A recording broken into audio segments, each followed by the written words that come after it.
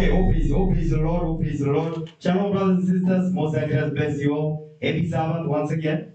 Okay, so today, like I said last night, oh praise the Lord, we made it. Okay, so we're gonna continue part 2 of last night's class.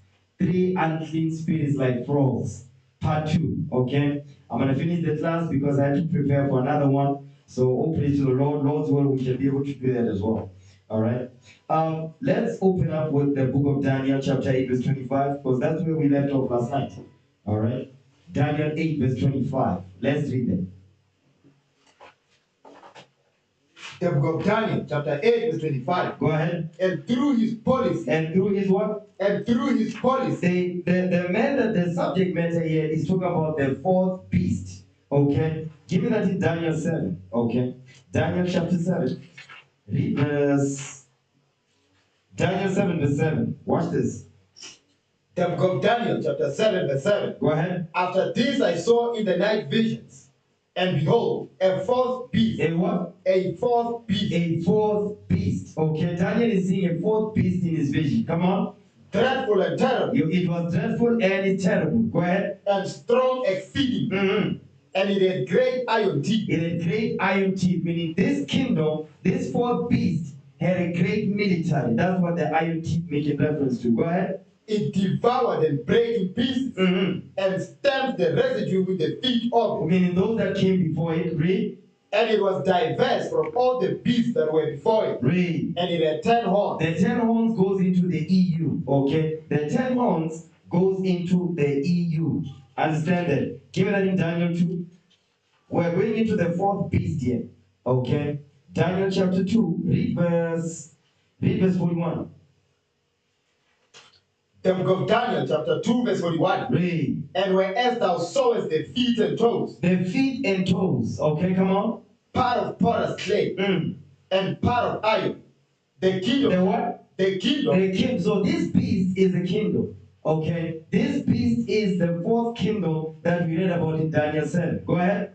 The kingdom shall be divided. The kingdom shall be what? The kingdom shall be divided. Read. But there shall be in it of the strength of iron. There shall be in this kingdom the strength of iron. Read. For as much as thou sawest the iron mixed with miry clay. The iron mixed with miry clay. Because what? There's going to be a mixed multitude in this kingdom. You understand? It's going to be partly strong because of this military, and it's going to be partly weak because of the mixed multitude. The great melting pot. Go ahead. And when verse 42, come on. And as the toes of the feet were part of iron. And the what? And as the toes of the feet were part of iron. The toes of the feet, remember it says what? It had 10 horns. The 10 horns is going into what? The toes. The 10 toes on the feet, which represents the EU, the European Union. Go ahead. And part of clay. So the kingdom shall be partly strong. The kingdom shall be partly strong because of his great military prowess. Read. And partly broken. And partly broken because of what? Because of his political and democratic system. Okay, read. And whereas thou sawest iron mixed with miry clay. Read. They shall mingle themselves with the seed of men. Meaning they're going to mingle themselves with the seed of men, the mixed multitude. Go ahead.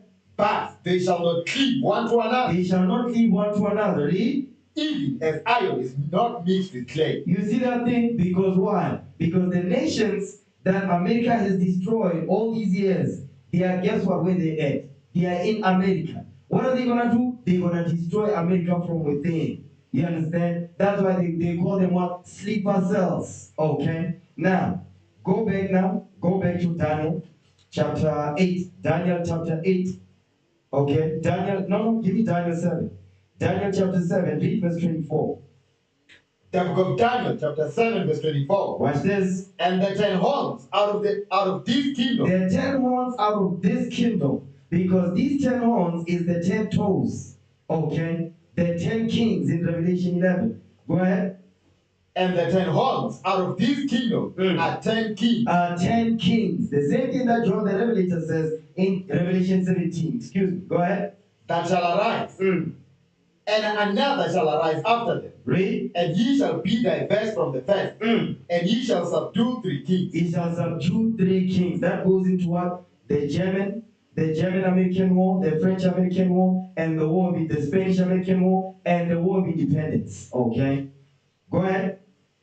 And he shall speak great words against the Most High. The he is the fourth kingdom. That's Rome. You understand? Because right now we're still ruled by the fourth kingdom. The fourth kingdom that was seen in the vision of our forefather Daniel is still ruling till this day. Today is called Babylon the Great. But guess what? America is Babylon the Great. Rome was the fourth kingdom, which is what? Mystic Babylon. Okay, go ahead. And shall wear out the saints of the Most High. They're going to wear out the saints of the Most High. They're going to wear us out where? In slavery, in captivity. Get that in Isaiah 14. It says, they shall wear out the saints of the Most High. Isaiah chapter 14, read verse 2.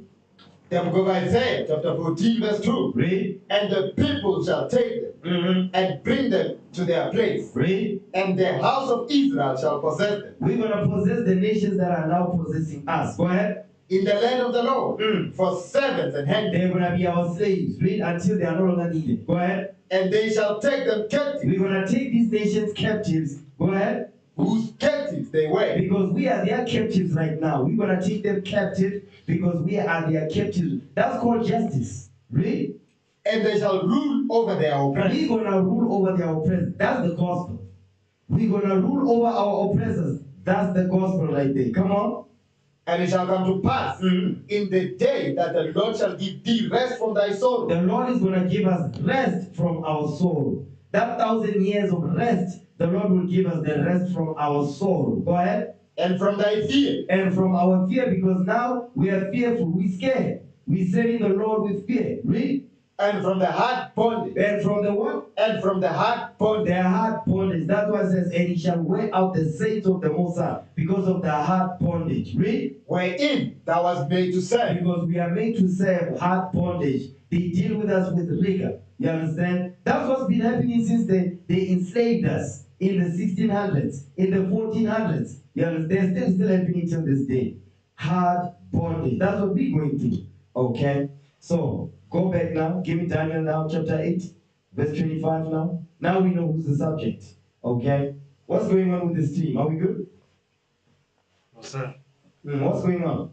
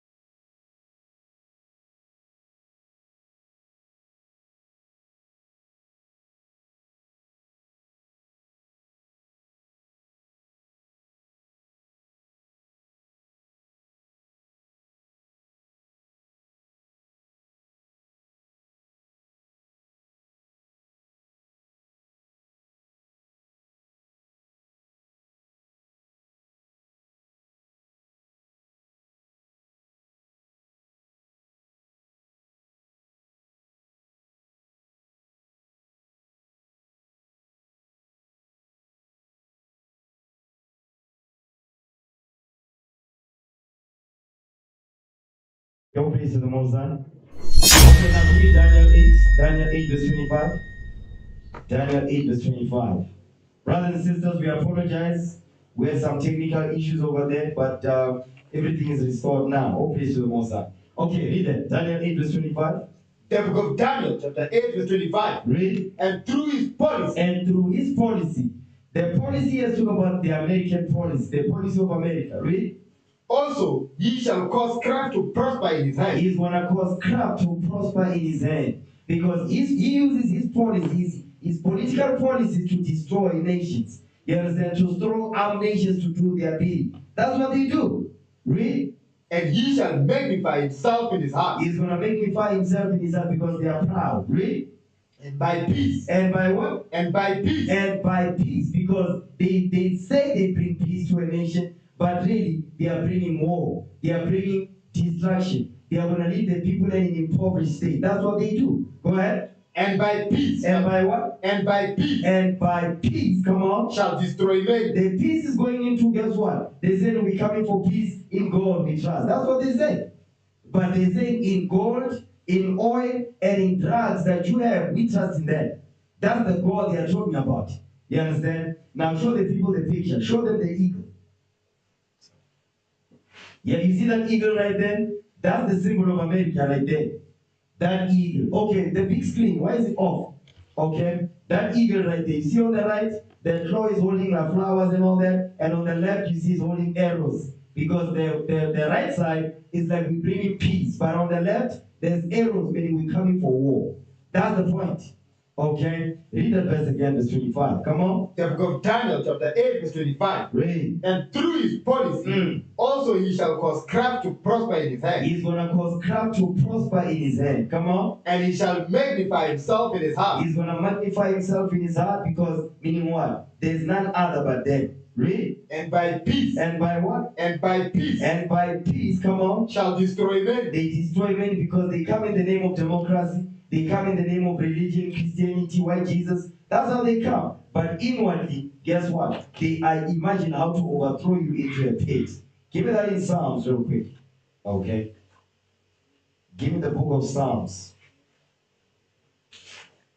Yeah, give me Psalms chapter 55, read verse 21. I want to show you this. Because what we just read in Daniel 8, King David spoke about this thing. Watch this.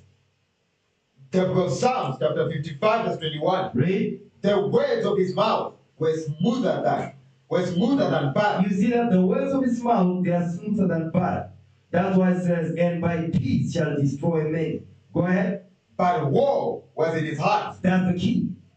By peace shall destroy men. He says the words of his mouth are smoother than butter, but war is in his mind. Go ahead. His words were softer than oil. Yet were they drawn swords. Yet were they drawn swords. It's happening in politics. They do it in Christianity. They do it in what? In economic exploitation. It's the same thing. Okay. Go back. Now give me First Maccabees 8. I just want to touch on that. I'm going to show you about these policies. Okay. This that he uses policies to strong arm nations, to force them to do what he wants. Okay. First Maccabees chapter 8. Yeah, First Maccabees 8 and 1. Watch this. First book of Maccabees, chapter 8, verse 1. Go ahead. Now Judah had heard of the fame of the Romans. Judah's had heard of the fame of the Romans because this is the fourth kingdom. The same kingdom that's ruling us now, called Babylon the Great, America, this is Rome. Read. That they were mighty and valiant men. And such. Remember it says they shall what? They shall be partly strong and partly broken. They shall have the strong of what? Of iron. That's why it says what? They were mighty and valiant men. Go ahead. And such as would lovingly accept all that join themselves unto them. So they accepted all those that lovingly joined themselves unto them. That's why it says our allies, our friends, overseas and things like that. That's what they are making reference to. Come on. And make a league of amity. They make a league of amity. That means they make friendships with these other nations. That's why now America is mad because Saudi Arabia is making deals with Iran through China. You understand? And Russia. So America is mad, is upset. They are throwing tantrums right now. Go ahead. With all that came unto them. And with all them that came unto them. Jump down to verse 4. Watch this. Verse 4. And that by their policy. By their what? And that by their policy. That's it right there. That's that word again. And by their policy. their policy, come on. and patience, they had conquered all the places. You see that thing? They use their policies to conquer everyone, to strong arm nations. You understand? To put nations in a corner. Okay? They cause a civil war in a country. They say, listen, we coming as the superheroes. But they are the same people that are causing conflict in those countries. That's why there's civil wars in what? In Sudan. There's a civil war in Sudan right now. There's two regimes that are fighting. Why are they fighting? Because the Sudanese government decided, no, we're going to allow Russia to build a military base in Sudan. America was like, no, don't make that deal. Guess what? The Sudanese, they made the deal. Now America's man is causing a civil war in Sudan. So that's what the CNN is not going to teach you that. Sky News is not going to teach you that. CNBC will not teach you that. Why? Because they are run by the one. The America runs that media. They run that media. They've got a great mouth and they use it very effectively. You understand? So they make it seem like, no, we are bringing democracy in Sudan. No. They want to build a military base in Sudan. They wanted them to be the ones that Sudan had made a deal with. But Sudan went with Russia. So America's upset. So America, because they're upset, they decided, no, we're going to cause a civil unrest. We're going to give guns and weaponry to a militia group in Sudan to cause conflict with another group in Sudan. Then it's going to cause a civil war. Then America has to go there as superheroes and they report that, no, there's a civil unrest in Sudan because we want to build democracy, because there's a violent dictator that's ruling. That's what they say. They are all telling lies. You need to understand that. America is the great whore. They are the most wicked kingdom on earth. They are a kingdom that is full of trouble. And you need to understand that thing. Now read that verse again, verse 4. First book of Maccabees, chapter 8, verse 4. Read. And that by their policy, come on, and patience, they had conquered all the places. Now stop right there. Look up that video on redacted. Okay? Look up, there's a video on redacted. It goes into what I just said. On redacted. There's a video on redacted. I want you to look up that thing. There's a video on it. Redacted news. Just look up redacted news Uganda. Okay? No, Uganda, Sudan. Redacted news Sudan.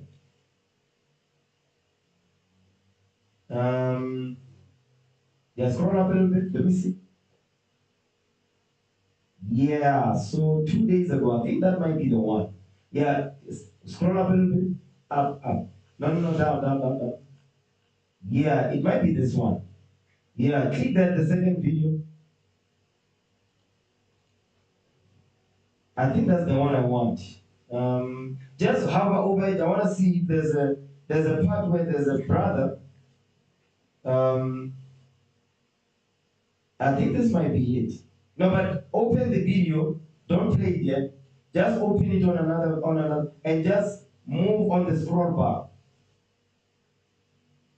Yeah, keep moving on the scroll bar. Some more, keep moving. Because there's a brother that is, yeah, that's it. Go back a little bit. Go back. Yeah, stop right there. Yeah, we're gonna play from there. Destabilize. It's a Okay, so I want you to share that with the public. So so I can show you what's really going on. Okay. Yeah, play them. Are scary places if they're not rigidly controlled. and we set them up. It's odd, right, that we set these things up in these countries that we destabilize. It's amazing why Ukraine has 46 biolabs that are funded in large part by the United States government. And of course, we've tracked and trailed all of to Hunter Biden as well on this and his involvement in this. Just Jenny wrote on our YouTube page earlier today, one of our viewers, Just Jenny, and said, is it any coincidence that Sudanese rebels have taken over a biolab with the very polio viruses that Bill Gates has said will compromise the next pandemic or comprise the next pandemic? It doesn't feel coincidental. No. But nothing does anymore. So, who and what were in that lab and how long have these biolabs been working with all of these other countries? We're going to get back to that in a minute. But first, a little bit about this conflict. Here is Kenyan writer and activist David John Bwakali. He boils what the bleep is happening in already said. Doesn't need dramatic music. It's involvement in this. Just Jenny wrote on our YouTube page earlier today, one of our viewers, Just Jenny, and said, is it any coincidence that Sudanese rebels have taken over a biolab with the very polio viruses that Bill Gates has said will compromise the next pandemic or comprise the next pandemic? It doesn't feel coincidental. No. But nothing does anymore. So, who and what were in that lab, and how long have these biolabs been working with all of these other countries? We're going to get back to that in a minute. But first, a little bit about this conflict. Here is Kenyan writer and activist David John Bwakali. He boils down the conflict, I think, far better than I could. So I'm going to leave it to him to explain exactly what's going on in Sudan right now. Here is why you should care about the fighting that is going on in Sudan. What's happening there is more than meets the eye. And it's time for the world to discuss the actual truth of what is going on there. America and Russia are at it again, just as they did 60 years ago during the Cold War, when they fought proxy wars right here in Africa, leading to the death of thousands of innocent Africans. They are at it again in Sudan, fighting a proxy war. Let me explain. Two factions of the Sudanese military are fighting each other. One of them is led by Lieutenant General Mohammed Hamdan, head of the paramilitary group known as Rapid Support Forces. The other faction is led by the Sudanese Army Chief, General Abdel Fattah al-Burhan. So why are they fighting? This is where Russia and USA come into the picture. You see, in the last couple of months, Russia has finalized a deal with Sudan to establish Russia's naval base in Sudan's Red Sea coast. America is not too happy with that. Actually, they're furious. America's ambassador to Sudan, John Godfrey, expressly warned Sudan not to seal that deal with Russia, but they're going ahead and doing just that. And so when the paramilitary unit began fighting the other faction of the army, that wasn't happening in a vacuum. The big problem is that you're not going to hear this in the mainstream media. Neither are you going to hear a lot of African governments voicing this, which is very unfortunate because Africa must learn to speak its truth and stand on this truth, because truth will set you free. So it is left to the African people, we the African people, to speak this truth and tell America and Russia to get off Africa, to get their hands off Africa. The days of the Cold War, the days of the shenanigans of the Cold War are completely over, and they cannot fight proxy wars in Africa at the expense of innocent African lives. That has to stop. The fighting in Sudan must stop. The puppet masters must stop their evil, diabolic games. Okay, that's it on there. So that's what's going on in Sudan. So they're not going to tell you about this thing. Because why? Media propaganda machine is on lockdown. You understand? So that's why many of our people have no idea what's going on in Sudan. They think, no, America is bringing peace and democracy over there. No. First Maccabees 8 verse 4 again. First book of Maccabees, chapter 8, verse 4. Read. And that by their policy and patience they had conquered all the places. Okay, hold on. What's going on with this thing? Okay. So, but the people can hear us. Okay, come on, read that again. First book of Maccabees, chapter 8, verse 4. Read. And that by their policy. And but that by their policy, come on, because that's America's policy over there in Sudan. You understand? So they are fighting the proxy war again. Go ahead. And patience, they had conquered all the place. They've conquered all the place. Because when through their policy, they conquer. You understand? So if democracy doesn't work, guess what they bring? They bring economic hitmen. If the economic hitmen don't work, they bring in the military to destroy. That's what happened in Iraq. Okay, go ahead. Though it was very far from them, and the kings also that came against them from the uttermost part of the earth, till they had discomfited them. You see that any nation that comes against America, they get discomfited. Rome did it, America is doing the same thing. Because this is the same kingdom. The same kingdom back then, the fourth kingdom, is the same fourth kingdom today. Okay, go ahead. And give them a great overthrow. And give the other nations a great overthrow. They put sanctions upon them. They put embargoes on them. They cannot trade with other countries, and they starve the country from within and cause a civil unrest. They cause a civil war. That's the same thing that happened here in South Africa, by the way. That looting that happened in July and all that, no, that was not an accident. You understand? That was the work of an economic hitman. Understand that? Really? So that the rest did give them tribute every year. You see that? That's called colonial tax. So Rome, when it conquered, the people had to pay them for conquering them. So America is doing the same thing today. Because today, guess what? We were conquered by what? The Dutch and the British. We're still paying colonial tax to them and to this day. We're still doing that. Are we good with the stream runs? Yes, sir. Okay, what's going on? Do we need to switch up the cameras? So I'm not sure what's going on actually. Okay, so mute me, mute me. Okay.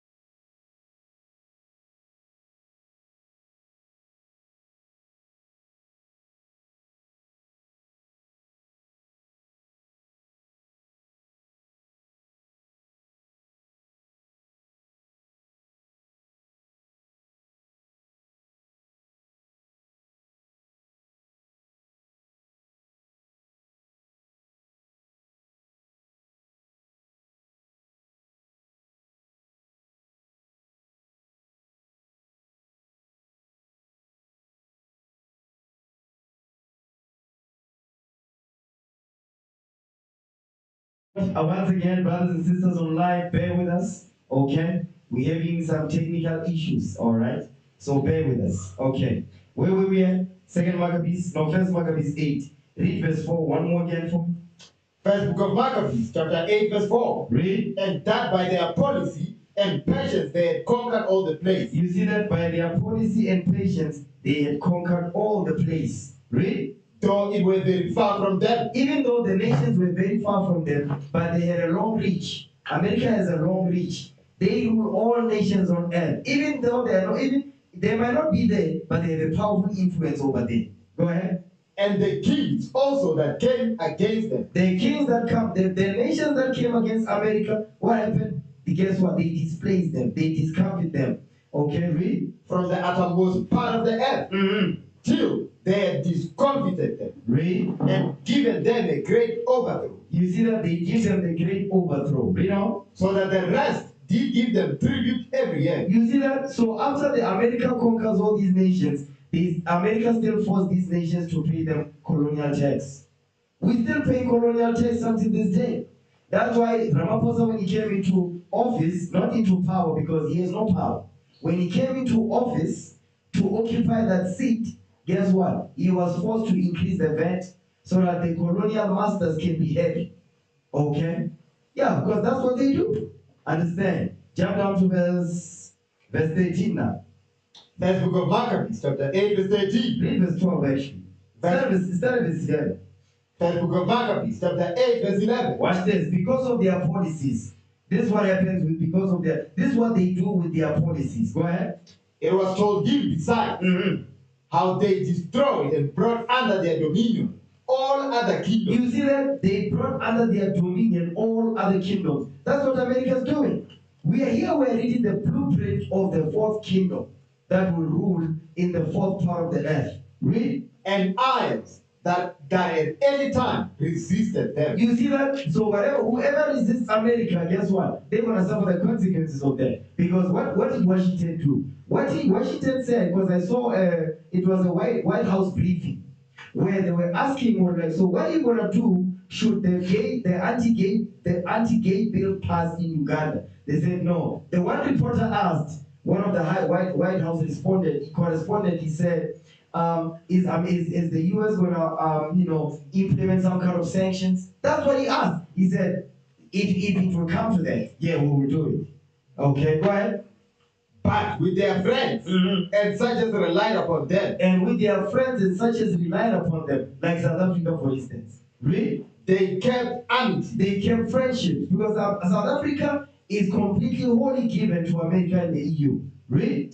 And that they had conquered kingdoms, both far and nigh. You see that they have conquered kingdoms both far and nigh. They've got a long arm, they've got a long reach. Even if America is not there, but they've got their corporations here in South Africa. Apparently they've got what? Is it 60,000 companies, 60 companies, or 600 companies in South Africa alone? 600. 600 American companies in South Africa alone. 600. You understand? They are the ones that are taking over the current businesses in South Africa because now they want to privatize Eskom. That's the work of the economic hitman. Really? But with their friends and such as relied upon them, they kept amity.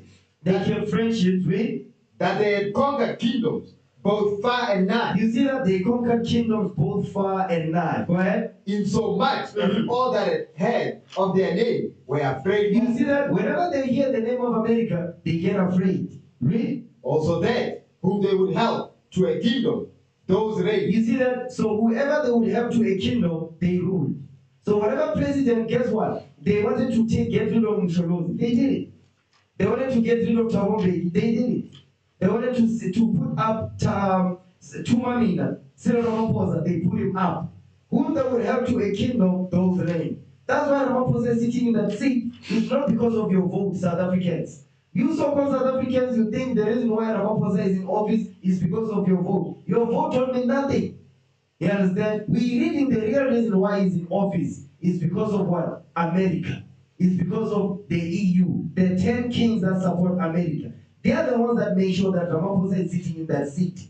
That's what you don't understand. Really? And whom again they display. You see that if they don't like you, they displace you. Look at Juvenal Moise. What happened to him? They killed him.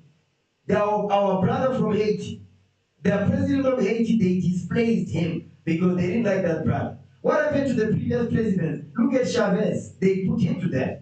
You understand? Because they got involved in what? They got involved in helping the Congo. That's why. So they are paying for that.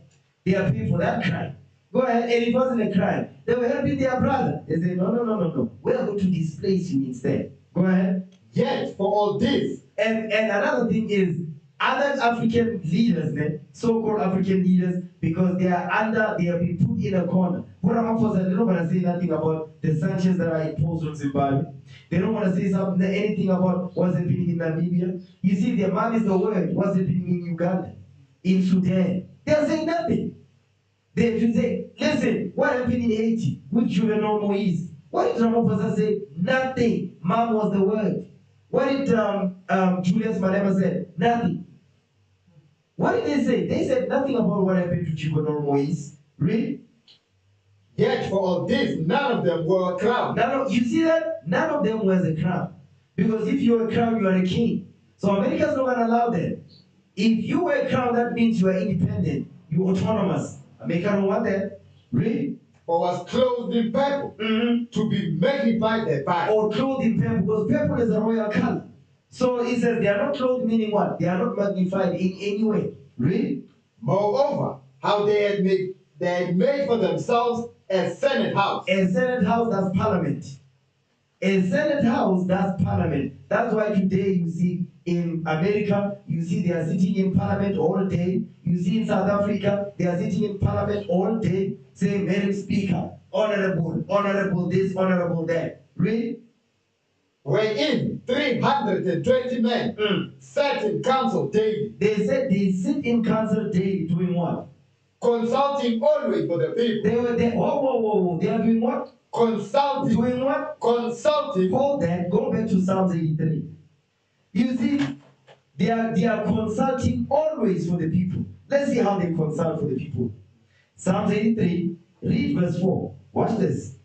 Now start verse 3. The book of Psalms, chapter 83, verse 3. Watch this. They have taken crafty counsel against thy people. In parliament, that's how they take crafty counsel against God's people. And they do it on live television. They have no shame, they don't even hide it anymore. Go ahead. And consulted against thy hidden ones. You see, and consulted. That's why it says consulting always for the people.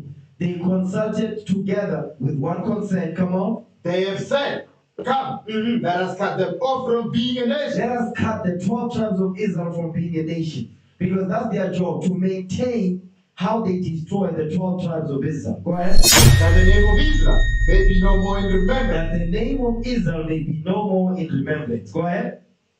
But they have consulted together with one consent. You see that? They consult together with one consent. You need to walk around. They consult together with one consent. Come on.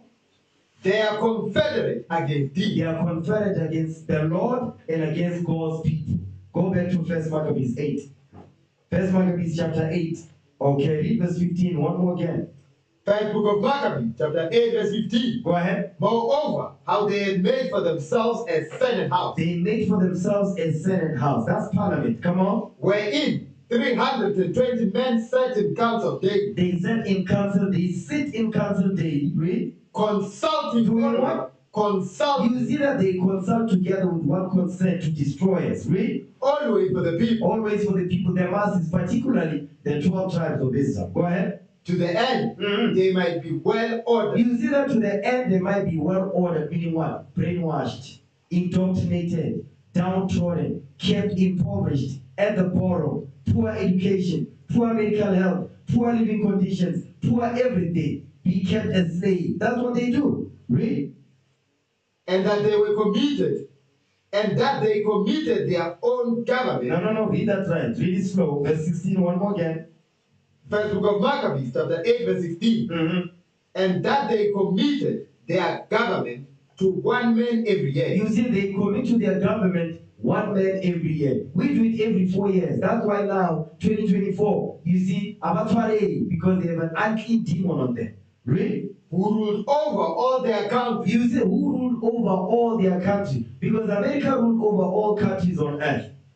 Really? And that all were obedient to that one. You see that? And all were obedient to that one. Now when the other nations that are trying to come out of America's claws, America is upset now. America's throwing tantrums now. That's what happening in Sudan right now.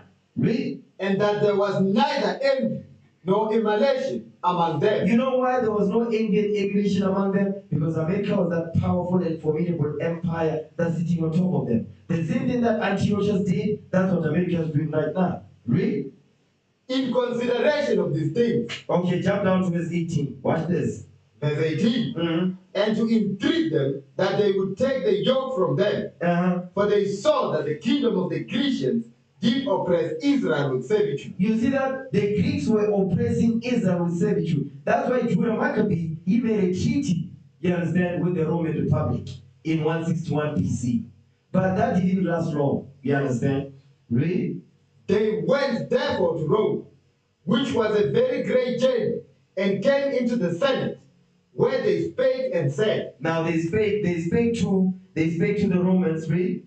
Judah Maccabee with his brethren, and the people of the Jews have sent us unto you to make a confederacy and peace with you, and that we might be registered your confederates and friends. You see, this is 161 BC.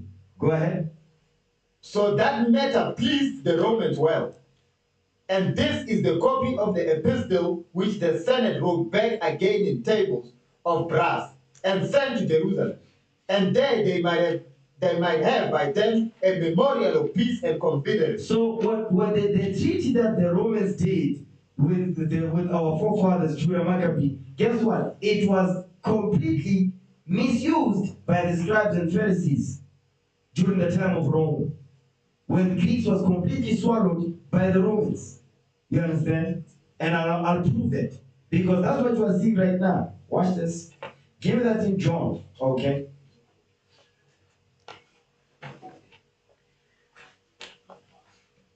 John chapter 11, verse 46. Watch this. John 11, verse 46. Watch this thing right here. Come on.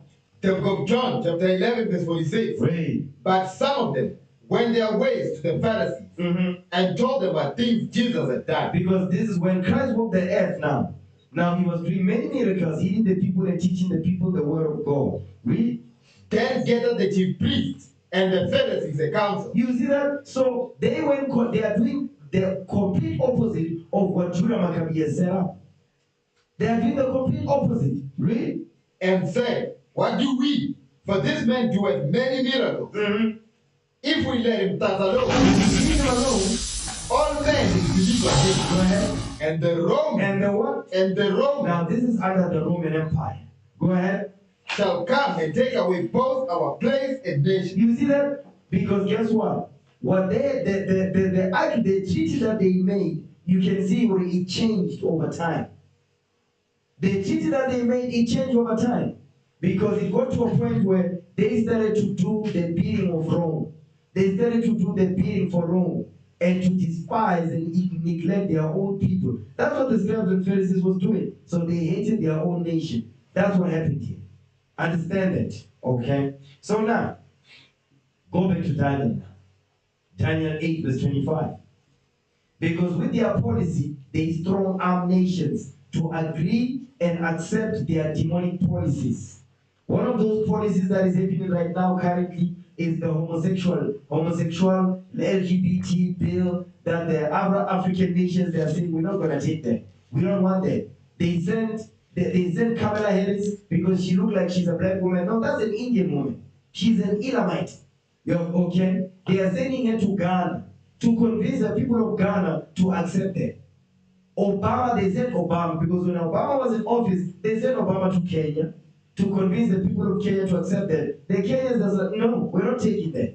They sent him to Ghana also, they said no. They sent him to Uganda, he said no. They are refusing. He came here to South Africa, he had a ball here. Why? Because we have accepted that already. Read that what you got. The book of Daniel, chapter 8, verse 25. Read. And through his policy, come on. Also, he shall cause craft to prosper in his hand. The craft is the what? Is the secret plots. The instruments that are evil. Read. And he shall magnify himself in his heart. He's going to magnify himself in his heart. Come on. And by peace. And by what? And by peace. The peace is what? There's no peace. The peace is what? We bring in democracy into your country. That's what's happening in Sudan. Read. And by peace shall destroy many. He shall also stand up against the prince of princes. Meaning that's Christ and his people. Come on. But he shall be broken without hand. He's going to be destroyed. Now, play that video now. I'm going to show you how they try to strong arm the president of Zambia. Not this one. The other one. Yeah, that one right there. Yeah, the Zambian president. Okay, blow it up big. I want the people to see this thing. Okay.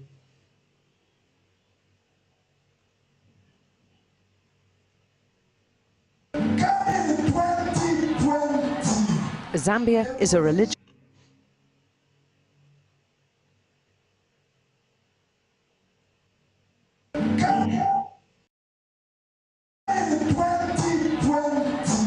Zambia is a religious conservative country, and it has some of the toughest anti-homosexual laws in Africa. Many in this congregation are avid supporters of their president's stand against gay rights and appalled at the American diplomatic intervention. And the Zambian leader was unequivocal about his stand on the issue when he spoke to us. We are saying no to homosexuality. Why should you say we're going to be civilized if we only allow it? Are you saying we are very primitive now because we are frowning upon homosexuality? Even animals don't do it. Why should we be forced to do it? Because we want to be seen to be smart, to be seen to be civilized and advanced and so on. The row blew up after two men seen here with their lawyer were jailed for 15 years for taking part in what's known in the country as a crime against the order of nature, the legal term in Zambia for gay sex.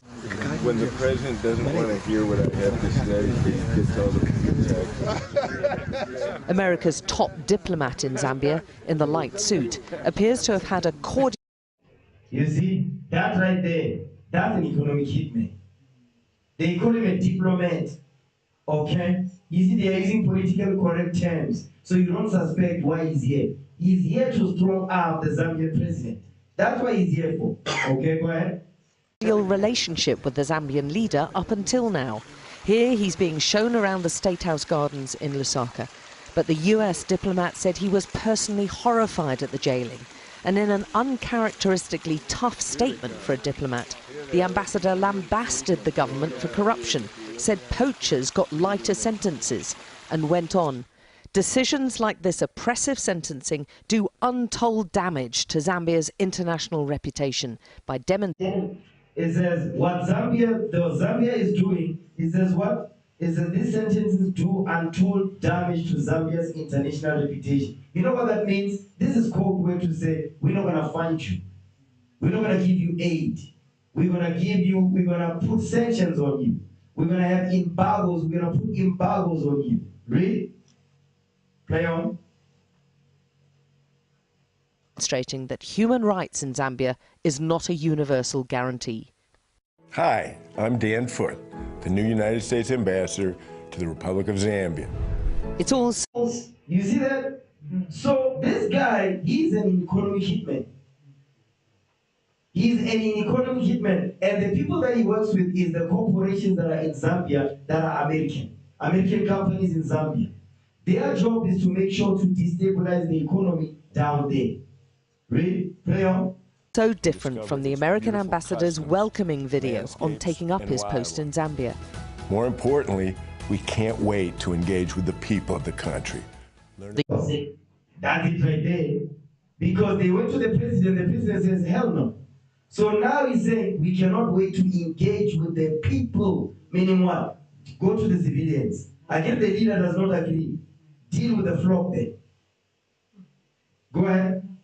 Wait to engage with the people of the country. The US is a big aid donor to Zambia, but the Zambian president said no amount of money could make him change his mind on homosexuality. That's a beautiful stuff right there. Let's give the brother a hand, man. That's beautiful right there.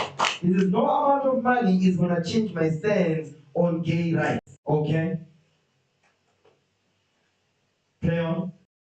A retraction or apology would do, but I don't know, to be honest with you, how far this matter will go. Because already you're tying it to aid. You see, he says, but I don't know how deep this thing will go. But when you tie it to aid, you see what they are doing? They are tying, or listen, agree to this, we'll give you aid. Remember, in the video they mentioned, like, America is putting a lot of aid to Zambia. So now, you see they are bringing the aid. So that's a threat. They are threatening him to say, listen, if you don't accept this, we're not going to give you aid. Okay? Play on. Make him change his mind on homosexuality. A retraction or apology would do, but I don't know, to be honest with you, how far this matter will go. Because already you're tying it to aid.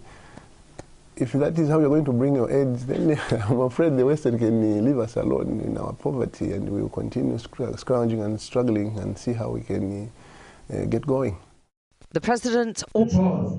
That's beautiful. Is that, listen, it's fine, we'll be poor. But we don't want that here. Don't bring that filth up in here. Don't bring those policies. You see what they're doing? Go read Daniel 8:25 again. The book of Daniel, chapter 8, verse 25. Read. And through his policy, also he shall cause craft to prosper in his hand. You see that? Through his policy, he will cause craft. What is the craft? Homosexuality. We give you aid, accept this. We give you protection and guns and weaponry, accept this, accept that. That's what they are pushing. We're going to bring feminism into your country. Okay? We're going to bring that women can dress however they want in your country. That's what's happening in Iran. You understand? Go ahead. And he shall magnify himself in his heart. He's going to magnify himself in his heart through his aid. Read. And by peace. And by what? And by peace. No, we're gonna improve the economic stance of your country. Just accept this bill and we're gonna improve your way of life. Because you see your people are struggling, your people are suffering, your people are in poverty, there's no jobs, the economy is bad. So they blackmail you. They list all the problems. The question is, how do they have such a detailed account of your problems? Because they are the ones that created them. That's why they can list them so nicely, because they created the problems and they are coming to list them to you to say, oh, that means they done research, they care about us. No. They're the ones that created the problems and they come as the superheroes. Really. And by peace shall destroy many. And by peace shall destroy many. That's why the Zambian president said, listen, if you are going to give us aid for us to accept this, then keep your aid. We're going to continue in our poverty, we'll be all right.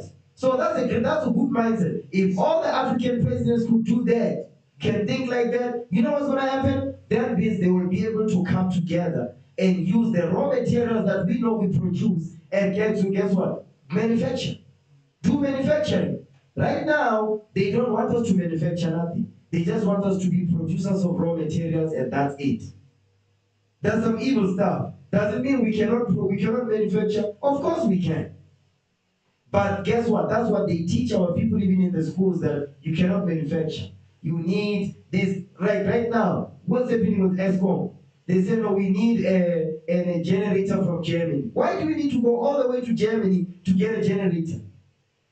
The Germans listen, Germany is having their own electricity problems. How are they going to give us a generator to produce electricity when they depend on Russia for that? They depend on Russia. And because they're dependent on Russia, what happened to the Nord Stream pipeline? They blew it up. They blew up the Nord Stream pipeline. Now, on that note, where did I want to go? By the way, we don't agree with that they are jailing the homosexuals. We don't agree with that. There's a solution in the Bible, 2 Ezra 7:36. Because I know how the white man thinks. He said, you see what they said? Yeah, so that means they must be jailed, they must be put to death. No, we're not advocating for that. We don't agree with that. What we do agree with that is that do not strong up our African leaders to what? To push evil in their countries. Okay? But to solve the homosexuality problem, this is how you solve it. Read that. Second book of Ezra, chapter 7, verse 36. Read. Then said I, Abraham prayed first for the Sodomites. You see what our forefather Abraham did? So we are walking up to the footsteps of our forefather Abraham. He prayed first for the what? For the Sodomites. That's our prayer. We pray that our people may repent and come out of that anti-lifestyle. Because that's not a lifestyle. You cannot be fruitful and multiply in that life, in that behavior. Because men and men getting married, that's not a marriage in the sight of God. A marriage is between man and woman. So there's no such thing as a gay marriage. No. They're just in the midst of lust. That's it. There's no such thing as a lesbian marriage. They are in the midst of lust because they violate the laws of marriage. Is that simple? Okay. Read. Then said I, Abraham prayed first for the Sodomites, and Moses for the fathers that sinned in the wilderness. You see that? So now I'm going to show you something, right? Give me the video. Go to Redacted. Okay? It talks about Redacted. There's a video of a brother. He was criticizing the New York Times for their media propaganda. Okay? It's quite recent. Scroll down. Yeah, that's it right there. That one. You see that? Yeah, that's it right there. Yeah, click it. I like this brother. I think he might be, I think it's Ephraim or, yeah, I think it's Ephraim. Okay? But I'm going to show you something. Give me the book of Revelation chapter 13. Because this white man has a mouth. That's why today our people don't understand what's happening in Sudan. It's because of this. Watch this. Revelation chapter 13. Read verse 4. Watch this. The book of Revelation, chapter 18, verse 4. Watch this. And they worship the dragon. They worship the dragon. The same dragon that had what? Out of the mouth of the dragon where the unclean spirit came out of. Read. Which gave power unto the beast. Which gave power unto the beast. The dragon is Satan. The spiritual demon Satan is the reason why the white man has everything that he has. Is the reason why the white man is on top of all nations, because they worship the devil. Read. Because they worship the beast. Because they what? Because.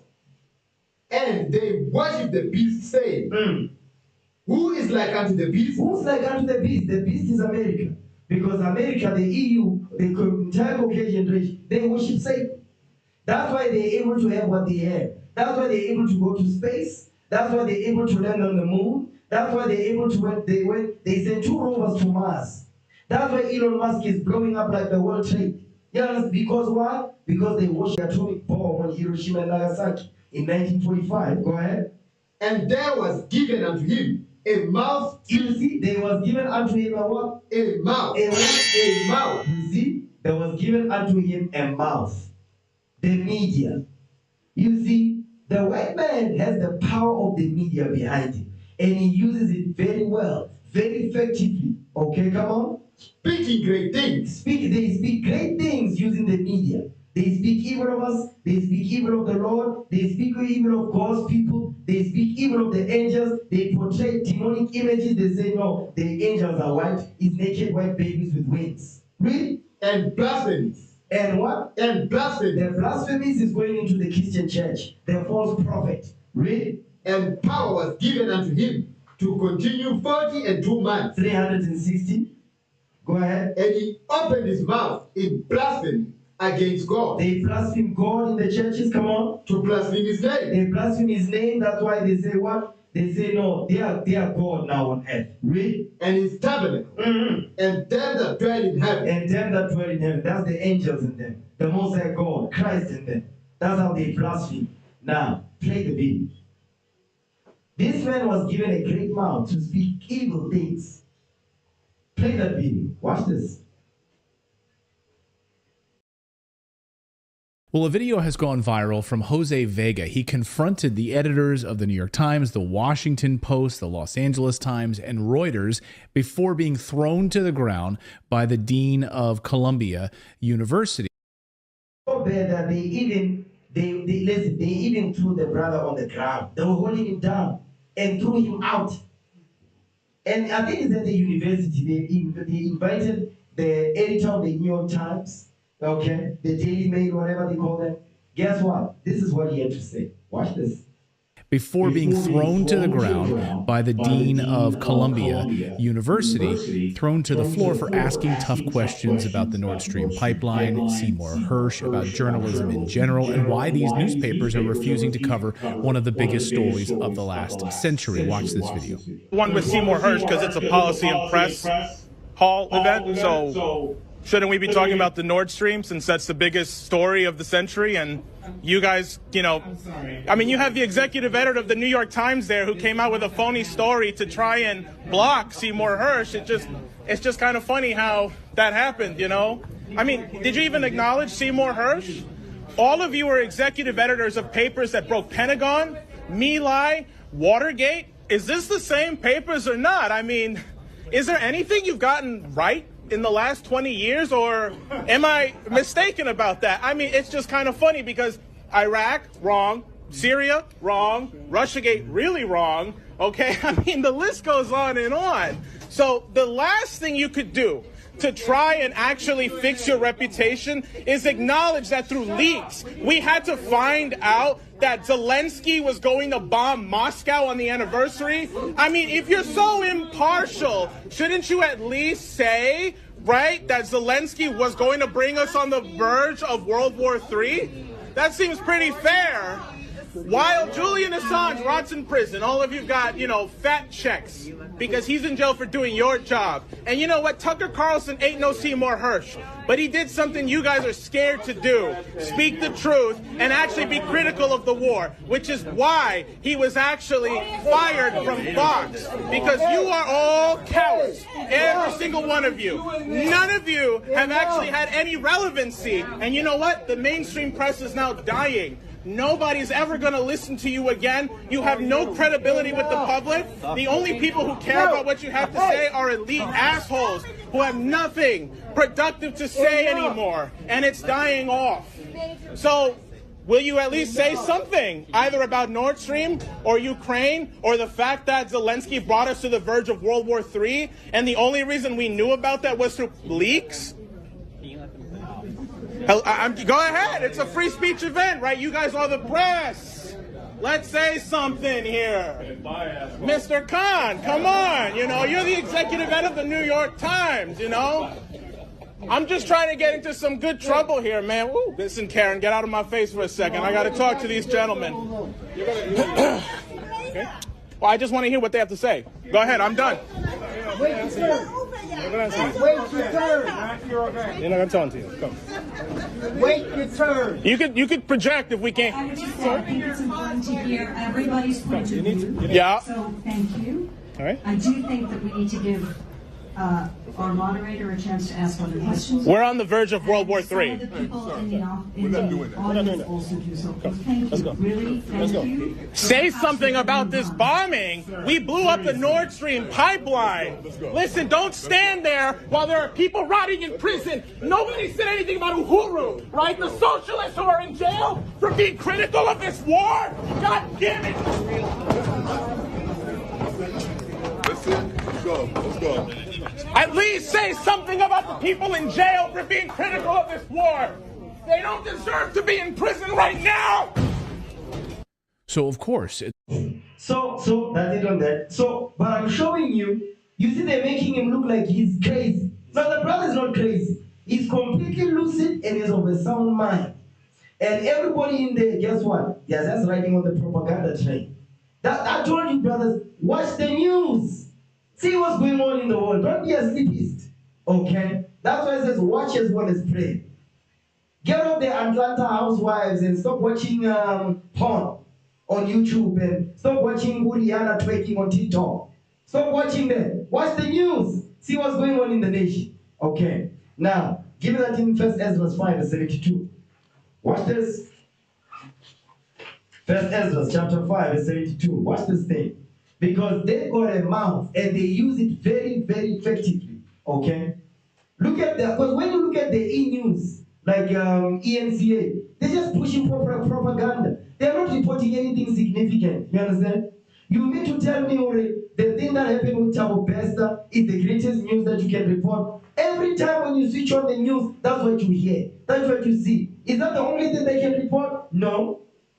But that's the only thing they are covering. That's supposed to tell you something, right? Now read them. 1 Ezra 5 verse 72. Come on. First book of Ezra, chapter 5 verse 72. Read. But the heathen of the land, laying heavy upon the inhabitants of Judah. Of Judea. Come on. Of Judea. And holding them straight, hindered their building. They always want to stop us from rebuilding our nation back up. And they use our people that look like us to stop us from building. You had it during the time of the Greeks. You had it during the time of Rome. You had it during the time of Persia. You had it during the time of... Because during the time of Persia, we wanted to go back and rebuild. You understand? You always had opposition. Read. And by their secret plots. And by their secret plots, come on. And popular persuasion. The popular persuasion is the great mouth that they've been given. The media. They use the media very well to push propaganda. Come on. And commotion.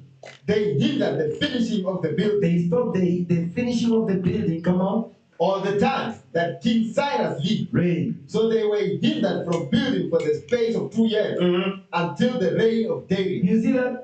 So what I'm showing you is you had it back then, you have it today. And today, I mean, is on the world stage. They're using it effectively. They've got Facebook, Instagram, TikTok, YouTube. You understand? They've got Twitter. They've got CNN. They've got CNBC. They've got, there's different channels online you can watch. They're all pushing garbage. Okay? It's only a few channels that they can, okay, they're saying something here. But for the most part, they're just pushing garbage out. Okay? So, yeah. Now play the next video. Of Umsevi. Okay? You can remove that. Yeah, this one. Now, yeah, before you show it to the people, make sure it's the screen is a full screen. Okay? Make sure it's a full screen. I want the people to see a full screen. Is this full screen correct? It's awesome. Yeah, like this. Yeah, that's bad. I don't want to see the other stuff. This is proper. Okay, now play that now. The reason why I showed you the one of Zambia first, I showed you the one of Zambia to show you what they use. They use their policies to strong arm the nations. So now what's happening here is It's escalating here. Watch this.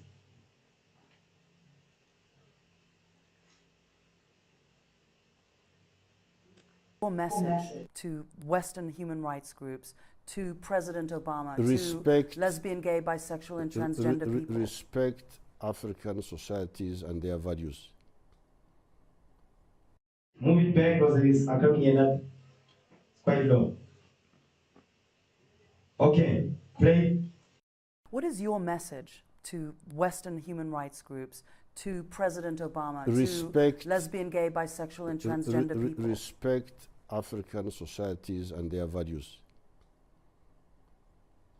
If you don't agree, you just keep quiet. Let's manage our society the way we see. If we are wrong, we shall find out by ourselves. Pause. That's beautiful right there. If we are wrong, we'll find out by ourselves. But listen, he says, just keep quiet. Oh, praises. Pray. The way we see. If we are wrong, we shall find out by ourselves. Just the way we don't interfere with yours. Do you personally dislike homosexuals? Of course, they are disgusting. Our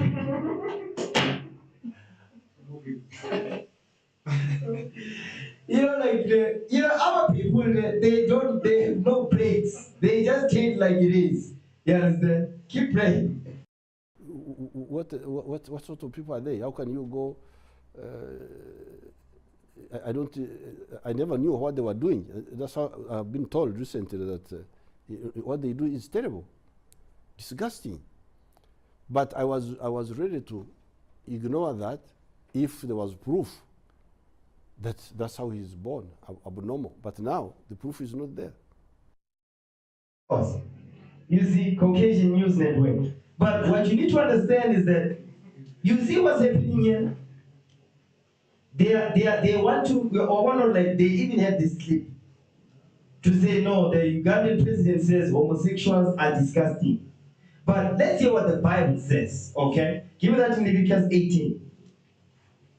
Leviticus chapter 18.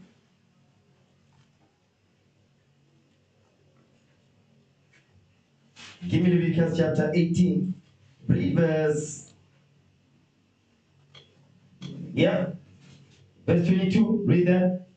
The book of Leviticus chapter 18 verse 22. Read. Thou shalt not lie with mankind as with womankind. Mm-hmm. It is abomination. He says, don't lie with mankind as with womankind. It is abomination. Get the definition of abomination. Excuse me. Let's get the definition of abomination.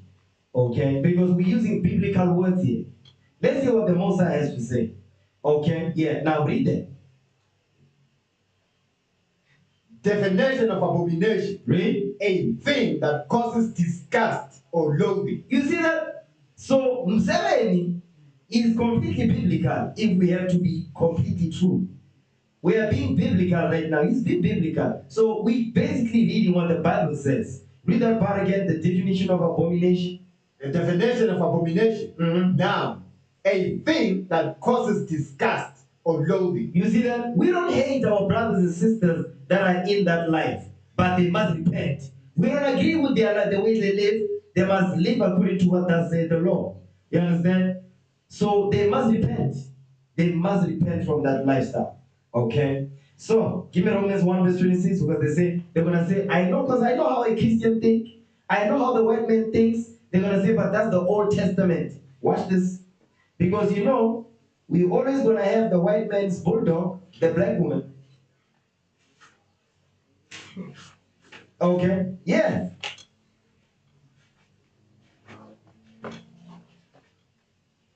Romans chapter 1.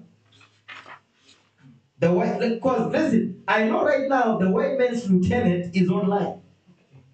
The white man's lieutenant, the black woman, in the Christian church.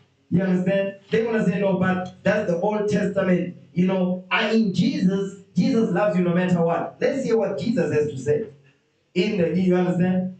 Because, hold on, give me 1 Corinthians chapter 14. Because they're going to say, no, but there's the Apostle Paul. Yeah, I know you're going to go right to the Apostle Paul. Let's read what the Apostle Paul said there. 1 Corinthians chapter 14, read verse 37. First Book of Corinthians, chapter 14, verse 37. Watch what he says here. Come on. If any man think himself to be a prophet, If any man think himself to be a prophet and wash with the blood of Jesus, go ahead. or spiritual, Or spiritual, because they say, no, I'm a spiritual being. Okay, go ahead. let him acknowledge This is what you must acknowledge, what the Apostle Paul wrote. Read. that the things that I write unto you are the commandments of the Lord. They are what? Are the commandments of the Lord. The things that the Apostle Paul wrote are the commandments of the Lord. It's not because the Apostle Paul was doing something completely different from what Christ taught. Now, Romans 1, verse 25. The book of Romans, chapter 1, verse 25. Watch this. Who changed the truth of God into a lie? Who changed the laws of God into a lie?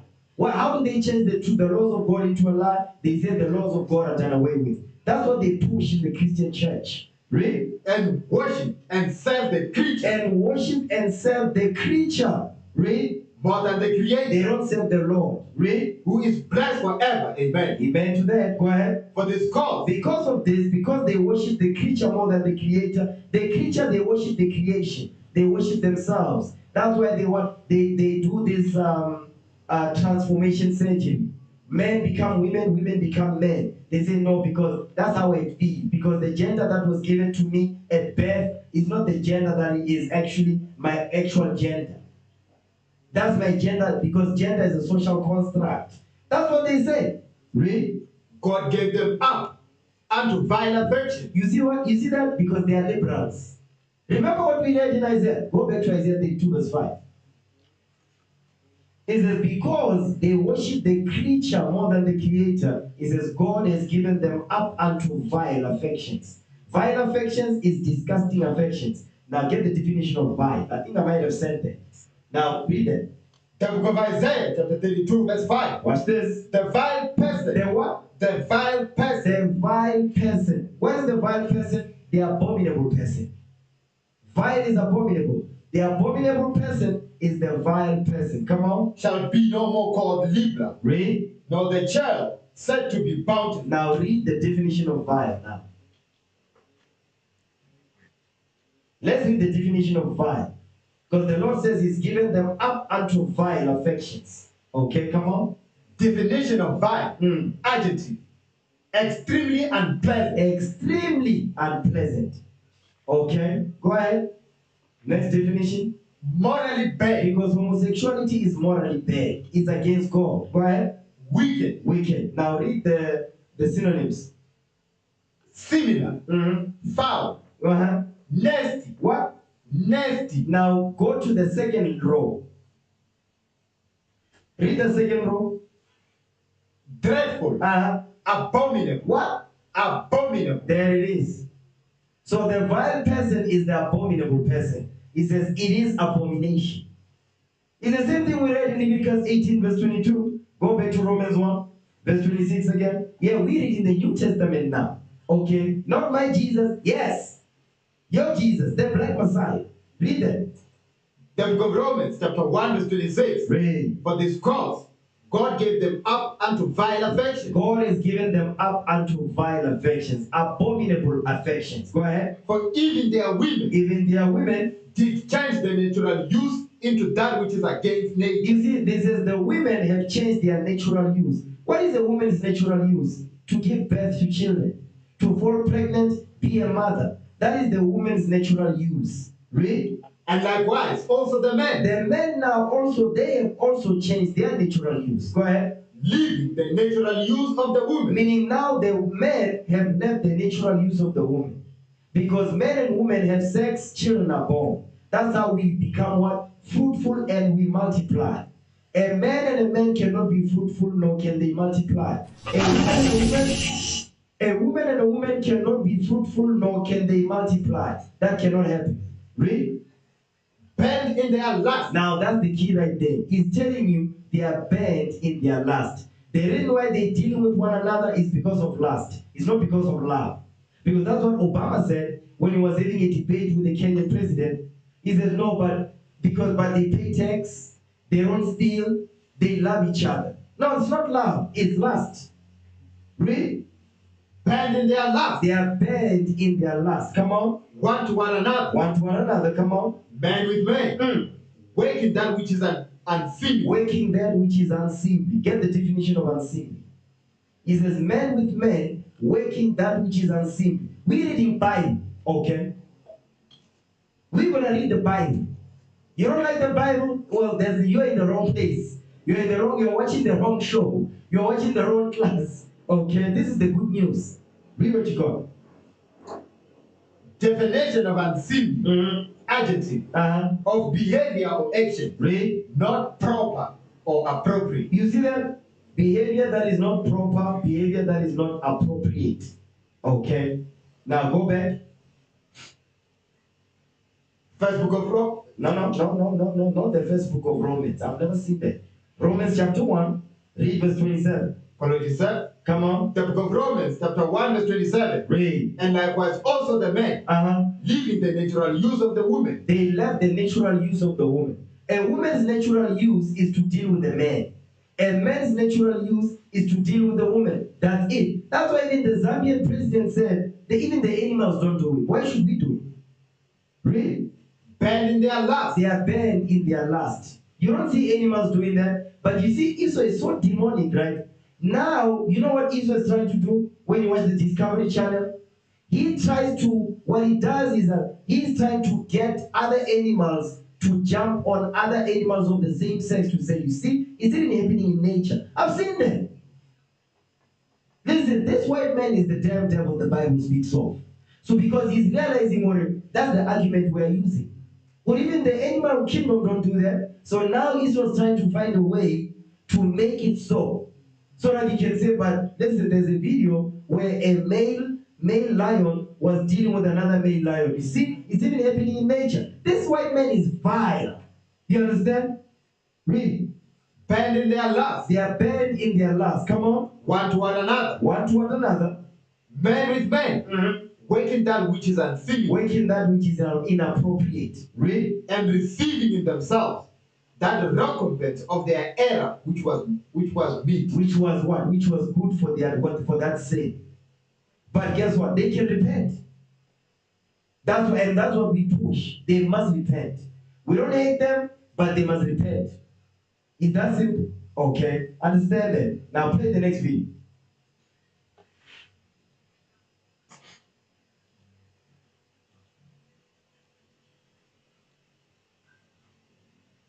Yeah, play that. What is attracting you in a man to a man? Even now I have not really fully understood it, that you can fail to be attracted to all these beautiful women here and else.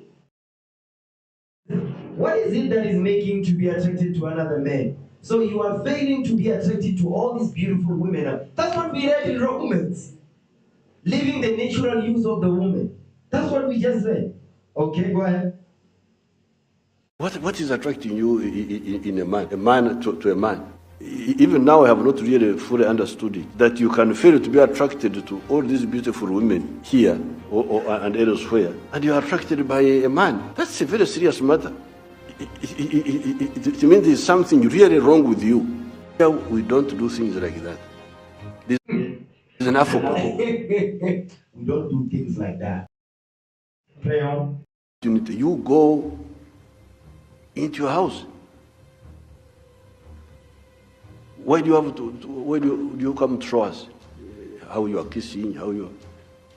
Eh? What is? This video now. Yeah. Now, this is the one I wanted you to play. Now, I want you to see what's going on here. Okay? Go back. Go now. I want you to pause. Now, you see that Daniel 8:25? Go back here. Go back to Daniel chapter 8, verse 25. Okay? Watch this. Go to Daniel chapter 8, verse 25. Isn't it good? Come on. And through his policy. And through his what? And through his policy. Through his policy. Come on.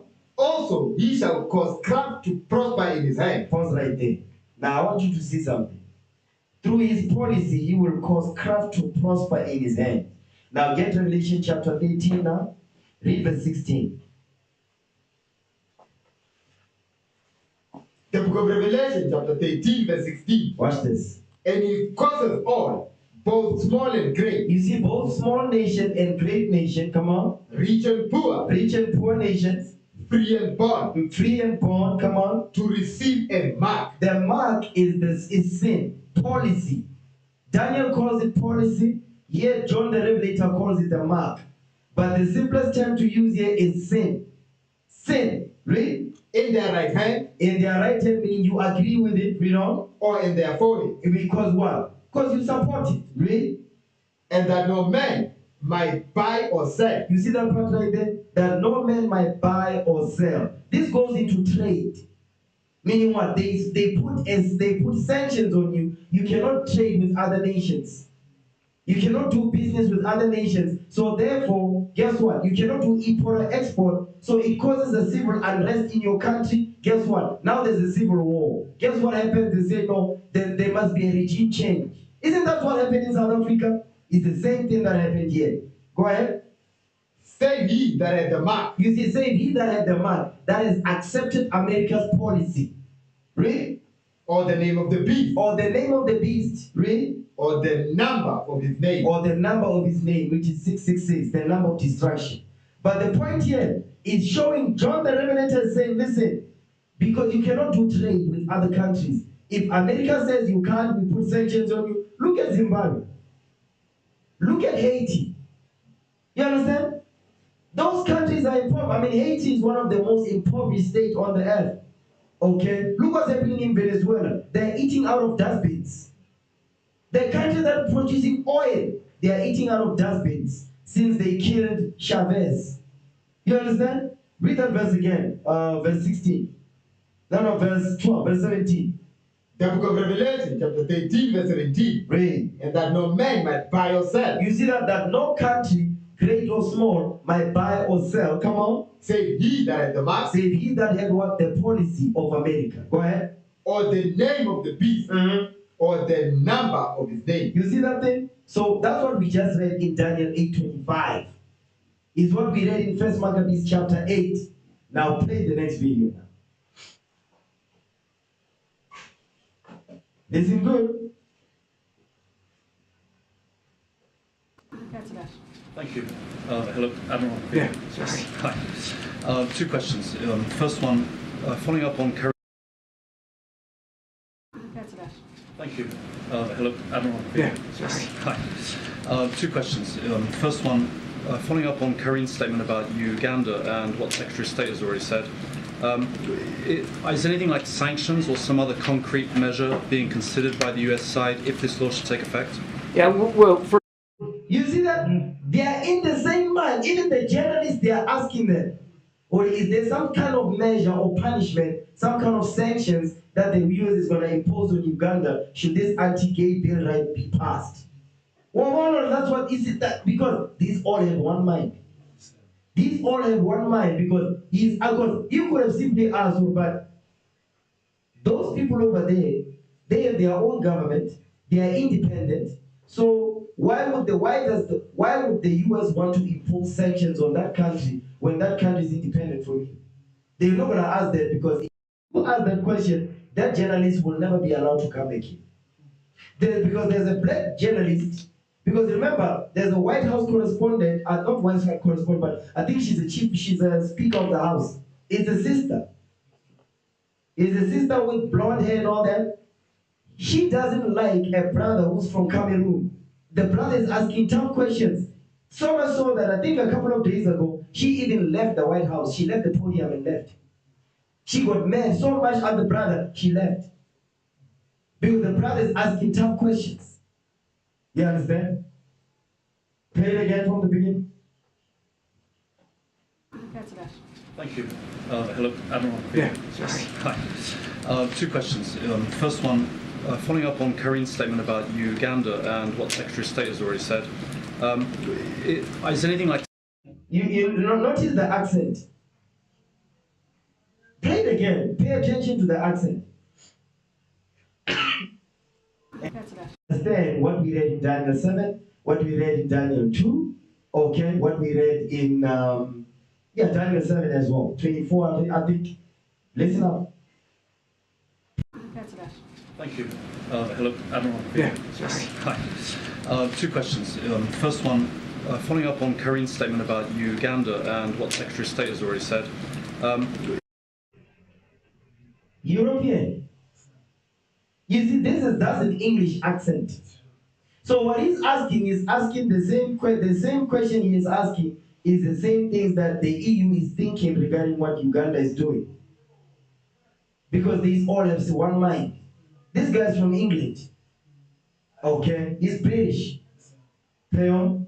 Is anything like sanctions or some other concrete measure being considered by the US side if this law should take effect? Yeah, well, first of all, big if there, right? This is the parliament passing it. It still has some. It's not a big if.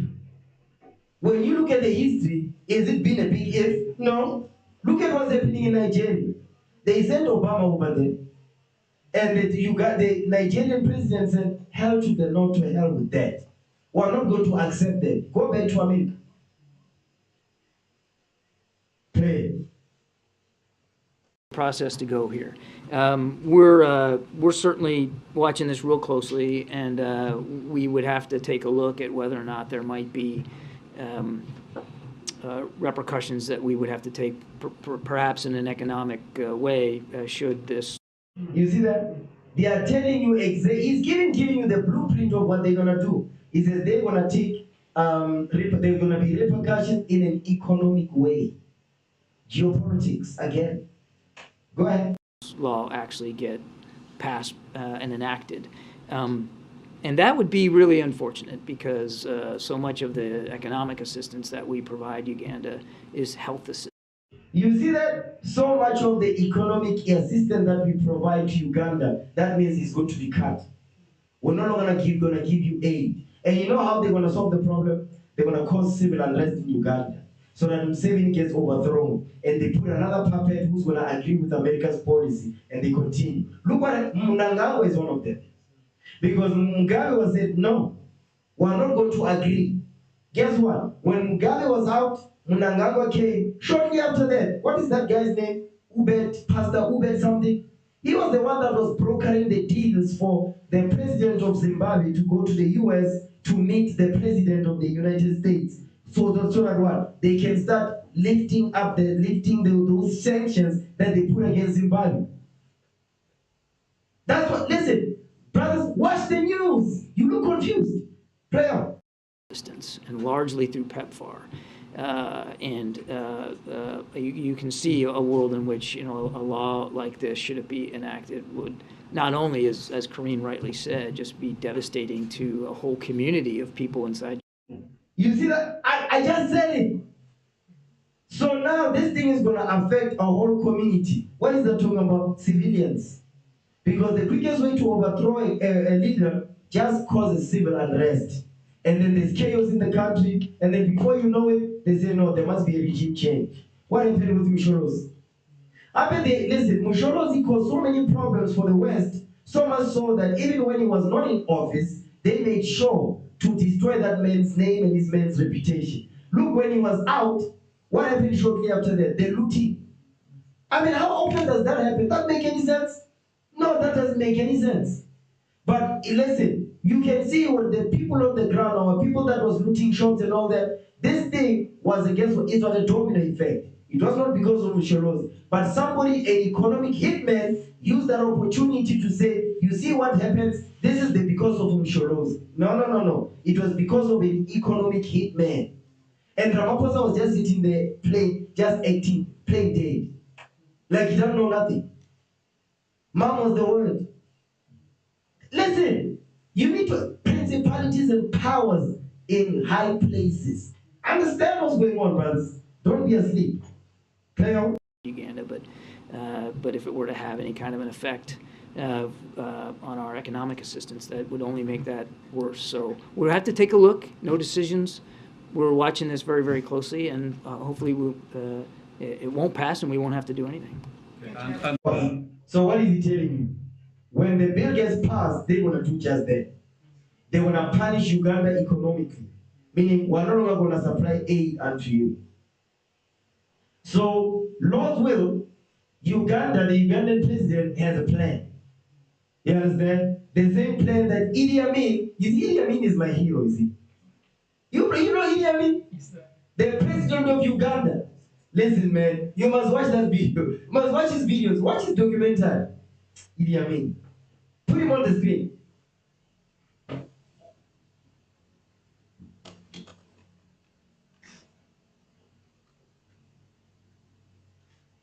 No, not Museveni. Idi Amin. Just say Idi Amin. Because he's the one that's going to pop up. No. Yeah, that's it right there. Yeah, that is him right there. This guy didn't play it. The thing like they say he is a dictator. He wasn't they say brutal dictator. He was not a brutal dictator. He loved his people. He just put the West in their place. So because he did that, they say he was a violent dictator. They're lying. He wasn't like that. You understand? But that's what America does. America, they vilify those that don't agree with them. That's what we read in First Maccabees. Okay. Now play the next video. That's him right there.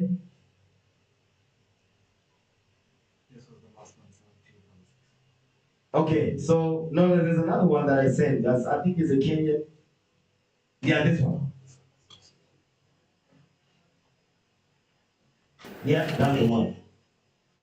There is no right, if you look at the Constitution of Kenya and the laws we have in this country, to be gay, to be a lesbian,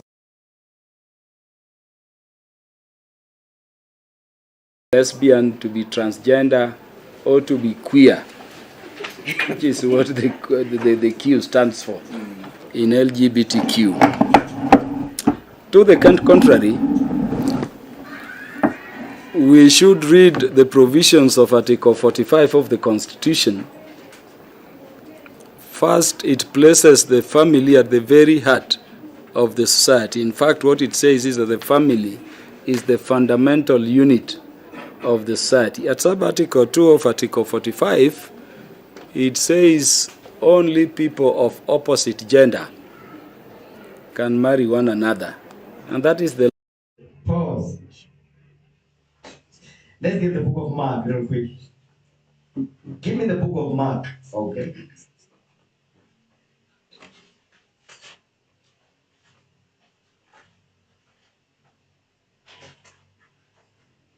Yeah, give me Mark chapter 10. Read verse 6. Start with verse 5. Watch this. The book of Mark chapter 10 verse 5. Actually, read the verse, start with verse 4. You know what? Start with verse 2. The book of Mark chapter 10 verse 2. Watch this. And the Pharisees came to him and asked him, is it lawful for a man to put away his wife? Tempting him. And he answered and said unto them, what did Moses command you? And they said, Moses suffers to write a bill of divorcement. Okay, I'm sorry. Read verse 2 again. The book of Mark chapter 10 verse 2. Read. And the Pharisees came to him and asked him, is it lawful for a man to put away his wife? Is it lawful for a man to put away his wife? Wife. That's a female. Go ahead. Tempting him. And he answered and said unto them, what did Moses command you? What did Moses command you? Watch this. Because they might say, but wife can be taken in any context you like. Keep reading. And they said, Moses suffered to write a bill of divorcement and to put her away. And to put him away. And to put her away. And to put her away. You see, reading is fundamental, brothers. Because I knew exactly, the minute I read verse 2, I knew that's what's coming. Because you see that Christ wrote those things that way. Because he knows in the last days, there's going to be those that are going to find loopholes. You understand? In the script, they think they're going to find. There's no loophole in this book. Read verse 2 again. Read 2 and then jump to verse 4. The book of Mark chapter 10 verse 2. What's this? And the Pharisees came to him, Christ, read, and asked him, is it lawful for a man, go ahead, to put away his wife? Tempting him. Verse 4. And they said, Moses suffers to write a bill of divorcement And to put her away. And to put her away. That's the wife. The wife is a her. It's not a him. Okay? Read. And Jesus answered and said unto them, For the hardness of your heart, he wrote you this precept. He did what? He wrote you this precept. He wrote you this precept, because precept is a law. Read. But from the beginning, come on, of the creation, God made them male and female. You see that? Man and woman. He made them male and female. Come on. For this cause, because of this, shall a man leave father and mother and cleave to his wife. And cleave to his wife. Come on. And they twain shall be one flesh. This is marriage right here. Marriage is between man and woman. Go ahead. So then, they are no more twain, but one flesh. They are no more twain, but one flesh. Come on. What therefore God has joined together, let no man put asunder. You see that thing? Now play the video. Law of Kenya. I'm aware this thing is in all government offices. This thing is even in parliament. This thing is even in the media. This thing is percolating all over. But I want to tell the people imagining we can withdraw, because I've been receiving threats telling me Kaluma withdraw from that enterprise. Tell them to study my history with matters concerning the family. Yeah. We brought down the slave queens the other day. Oh, please. They brought down the slave queens. You understand? You know, let me, like, you know, these type of leaders, I like these type of leaders, because they call a spade a spade. They know, they stand for what they believe in. They are not keeping the commandments, but there is some sort of sense of the difference between right and wrong. That's what I like about them. Go ahead. Kaluma brought the Marriage Act, which has consolidated all marriage laws. Up to the time we brought the Matrimonial Property Act, Kenya was relying on 1882 laws of England on matrimonial property. On family. They are relying on 1882 laws that were put up by England. The same England that was asking the questions in the White House. Go ahead. Family, there is no backpedaling. And don't call me to say I'll not go to your country. What do we lack in Kenya? You can cancel your visa. I was a short while back in a foreign country, and you can imagine being approached by a fellow man asking me to go out and mess with him, sleep with him. And the guy has the audacity to tell me I look nicely round. Can you imagine? What a level of perversion. So I'm telling our people that this is an enterprise which is going on. There is no reverse gear, and it is going to succeed. On the day this bill is going to be tabled, it is going to be Kenya versus Sodom and Gomorrah, the other side. Yeah. So they understand. You see, they are still in the biblical text. They understand what this means, because they know the history of Sodom and Gomorrah. There was much evil that was taking place. And guess what? Brothers, we are under spiritual Sodom right now. America is spiritual Sodom. Understand that. That's why they are pushing these Sodomite policies to all these countries and strong arming them. Remember, they starve us, they leave us impoverished, and then they come back and say, we're going to give you aid, but you must accept this. Play on. Everybody will rise to oppose, will belong, and Kenyans will see them to Sodom and Gomorrah immediately. And as Kenyans will fight very hard, and I know we are more than the people of Sodom and Gomorrah sent in this parliament, I know we will succeed. So I appreciate what is happening. The bill has been drafted. We are now waiting for parliament to move forward. But as we do that, we want to encourage our institutions to know that they exist for Kenya, not for foreign powers. So he understands what's going on. He's not clueless. He's not clueless, so he's fighting. You understand? But it is a spiritual war. It's not a physical fight. It's a spiritual war. That's why we must repent and keep these laws. That's why these brothers in Kenya, they need to hear this gospel. They need to know that they are the Jews of the Bible, so they can repent and keep God's commandments and help us build this great nation that no one man can build alone. These are the people that we must make allies with. Understand that, okay? I know the West is listening right now and say, oh, so you agree. Yes, we agree with the Bible though. We agree with what the Bible says. If he's saying something that lines up with the Bible, of course we support that. Make no mistake about it. We're not gonna unapologetically biblical. Okay? Now play the next video. Yeah, you can, that's it on there. Here's another one. This is a recent one actually. This is crazy. You know, when I saw that, I'm like, actually, I want you to play. Play. This is Emmanuel Macron. Okay? Make it big, yeah, like this. Why am I seeing the top stuff? Yeah, like this. Okay, come on, play. In my opinion, France is asking for trouble, especially now when a lot of African countries are turning against France. They are trying to deport Africans from Africa. Make it make sense. Comoros is criticizing France over a planned and documented immigrant deportation from island of Mayotte.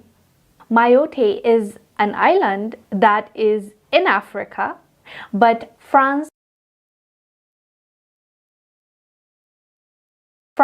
still owns that island, believe it or not, even though they got... So France, they own the island of Mayotte. They own that island. That island is between Madagascar and Mozambique. Okay, so it's in Southeast Africa. That's where it is, right? Southeast. Okay, come on. Got independence when other African countries got their independence. It is situated between northwestern Madagascar and northeastern Mozambique in the northern Mozambique Channel in the Indian Ocean, off the coast of Southeast Africa. Grande Terre, also known as Maure, is the largest island in Mayotte. Petite Terre, also known as Pamanzi, is a smaller island that surrounds the two main islands. The Mozambique Channel's most rich territory, Mayotte, serves as a significant entry point for illegal immigrants. Mayotte shares the... So the illegal immigrants, meaning quote-unquote Africans. Because the same thing that they are doing right now is the same thing that we're doing here in South Africa. So much so that if you are staying in Limpopo and you come to Joburg, you are a foreigner here in Joburg. You are an immigrant here in Joburg. That's why you have to have a top pass and a signature to say you are only here for a limited time, you're gonna go back. So that's crazy. So guess what? You might think it's crazy, but they're still doing it. That hasn't stopped. Because we've still been ruled over by the same demons over us. From back then in the 1400s until now. It's still there. Okay, play on. The same status as the departments of metropolitan France as one of France's 18 regions and one of its offshore departments. It is the most remote area of the European Union, and as a department of France located abroad, it is a member of the Eurozone. Thousands of people marched on Thursday in Moroni protesting that the neighboring French island of Mayotte is part of Comoros. Earlier in March, the Indian Ocean island, which is an overseas French territory, was hit by a wave of social protests by its residents against insecurity and immigration from Comoros. French authorities expelled undocumented Comorians out of Mayotte, but Comoros retaliated by refusing to accept back the expelled citizens, insisting that Mayotte is its own sovereign territory. She says, I am confident that Mayotte will return to its natural lap one day like today. Because they were unchecked until now they have come to this point where they are trying to deport Africans from their own land. So that's it on that. So, but what I'm showing you is, this is Emmanuel Macron. Remember, he's part of the EU. So they now want to expel our brothers from that island, and it's their island. You see what I'm saying? Guess what? Isn't that the same program that Unclean was pushing? That's because that's the program of the white man. The program of the white man is to divide and conquer you, using your own brothers to do it. You understand? So what's happening now is that what's happening in Mayotte is the same thing that was happening here in Mzansi, where Operation Tutula was saying no, foreigners are taking jobs. They are here illegally. What about the Chinese? What about the Arabs? What about the Ishmaelites? More importantly, what about the white men? What about their businesses in the gases? Who Spar, who Pick and Pay, who ShopRite? Are they not destroying the township economy? You see how people don't think. The common sense is below the ground. You're not understanding or no. Your brother from the Congo who's got a spaza shop, he's destroying the township economy. Okay, what about the spa? What about the spa that was built to destroy your uncle's supermarket? How about that? You see what I'm saying? It's because it's showing you that our people are in a spell. Their people are in a spell. They don't understand what's going on. That's why they need the laws of God to open their eyes to see what's really going on. You understand? Okay, so now, go back to Revelation 16. Revelation 16, read verse 13 now again. Okay, that's it on that. Revelation 16, verse 13. Okay.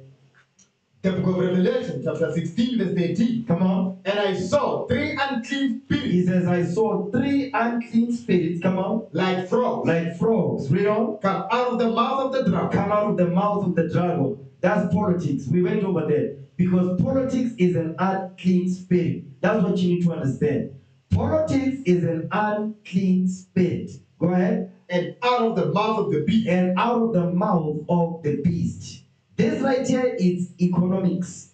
Economic exploitation. Economic exploitation. Now, give me the book. Yeah, Mutuku Pegu. Give me that book. Give me the book of Mutuku Pegu. Our forefather that wrote that glorious book. Okay? We're going to read something out of that book. Okay? Yes. Let me see what pages I want. So you can take a picture of it. Economic exploitation. You're gonna take page 12. Okay, Portuguese met Azania in 1497. You're gonna take page 12, right? Okay. It was not part of the plan. I didn't plan it for my class, but I wanna include it. Okay. Bear with me, brothers and sisters online. We're bringing some jewels out here. Okay. You're gonna take page 148 as well. Page 148 and 149. Okay. Yep. Yeah, so that's the book right there. So the people can see the book we read. That's the book right there. That is the book. Okay, that's the name of the book. Okay, so I'm gonna touch on that. Okay, because this goes into economics. Okay, which is run by the IMF, the World Bank, and the World Trade Organization. Brothers, you need to invest, you need to research. If you have people that are saying they're very cheap economists, they don't understand what's going on. They don't know these things that we're bringing out. You're not going to learn this in school. Certainly you're not going to learn this for varsity. You are not going to learn this stuff. Okay? So that's the book right there. Okay, read the title of the book. Aparte, the story of a dispossessed people by Mutuku Pegu. By Mutuku Pegu. Okay, let's see the picture of the brother, our forefather. Let's look it up. Mutuku Pegu. That's him right there. Yeah, that is him. Okay, that's it. That's our forefather right there. Okay, Mutuku Pegu. You look like a hippie chap. Okay. One more is a hippie. He look like a hippie man. Look at him. He's aging well. All praise to the Most High. Okay. Yeah, that's him right there. Or more. He's a warrior. Okay. That's a warrior right there. Okay. So we must honor these forefathers that wrote. Yes, they were not in the scriptures, but guess what? The books they wrote, we can use them, you understand, as we teaching our people the laws of God. We can use these books that they wrote because there's valuable information in there to educate our youth and our sons and our daughters. Okay. So I need you to put up those pages up, okay, so that people can see what we're gonna be reading from. All right. So go to Revelation 6, verse 5. Let's start there. Revelation chapter 6 and verse 5. Read it. The book of Revelation, chapter 6, verse 5. Read. And when he had opened the third seal. When he had opened the third seal, come on. I heard the third beast say, Come and see. Come and see. And I beheld. And lo, a black horse. And lo, a black horse. A black horse. Come on. And he that sat on him. So you had this man sit on a black horse. Come on. had a pair of balances in his hand. And he had a pair of balances in his hand. The black horse is a metaphor. It represents the dark races, black people, Israelites. Now give me the book of Job 30 verse 30. The black horse represents the dark races, the dark nations, okay? Job 30 verse 30. Read that.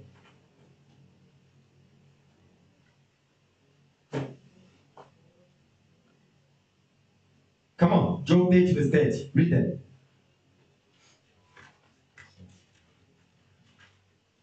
Actually, you know what? I'm going to show you that, because you might say, but he's saying a black horse. He's not saying a per se. You know the Negro. Give me the book of Proverbs. Let's go there. No, Sirach. Give me the book of Ecclesiasticus. Sirach chapter, I think it's 31. Let me see. Yeah, Sirach chapter 30. Yeah, give me Sirach chapter 30 and verse 8. Start with verse 1. We're going to jump down to verse 8. Watch this. The book of Ecclesiasticus, chapter 30, verse 1. Read. He that loveth his son. He that loveth his son. Go ahead. Causeth him off to feel the rod. He causeth him off to feel the rod. Okay. Go ahead. That he may have joy of him in the end. Now read verse 7. Verse 7. Mm-hmm. He that maketh too much of his son. He that maketh too much of his son, come on. Shall bind up his wound. You're going to bind up his wound. Meaning what? You're going to have to pay for the evils he does. Read on. And his bowels will be troubled at every cry. Meaning your bowels will be troubled at every of his cry. Go ahead. And horse not broken. He's still talking about the son. He's using a horse as a metaphor. A horse not what? And horse not broken. Listen, you're not going to have one upon us. Don't listen. Don't miss that. You're not going to have one upon us. Understand that. Read again. The book of Ecclesiasticus, chapter 30, verse 8. Read. And horse not broken. And horse not broken. Becometh headstrong. Becometh headstrong. Boy, watch this. And a child. There it is. And a child, come on. Left to himself. And a child left to himself. Will be willful. Will be willful. So the horse is a metaphor. Now go back to Revelation 6 and 5 now. You're not going to catch us. Make no mistake about it. Read that Revelation 6 and 5. The book of Revelation, chapter 6, verse 5. Read. And when he had opened the third seal, I heard the third priest say, Read. Come and see. And I beheld, and lo, a black horse. And lo, a black horse. Go ahead. And he that sat on him. Now you had this man sitting upon this black horse. Read. Had a pair of balances in his hand. He had a pair of balances in his hand. Money. Economics. When he says he had a pair of balances in his hand, meaning he controls the flow of money. Transactions, trade, buying and selling, import and export. You see that? Because when you have a pair of balances in your hand, you control the economy. You control the economy and you can exploit using the economy. You see that? Now give me the book of Job 30 verse 30. Just to give you who is the black horse. Okay. The book of Job, chapter 30, verse 30. Read. My skin is black upon me. My skin is black upon me, come on. And my bones are burned with heat. Okay, Jeremiah 8:21.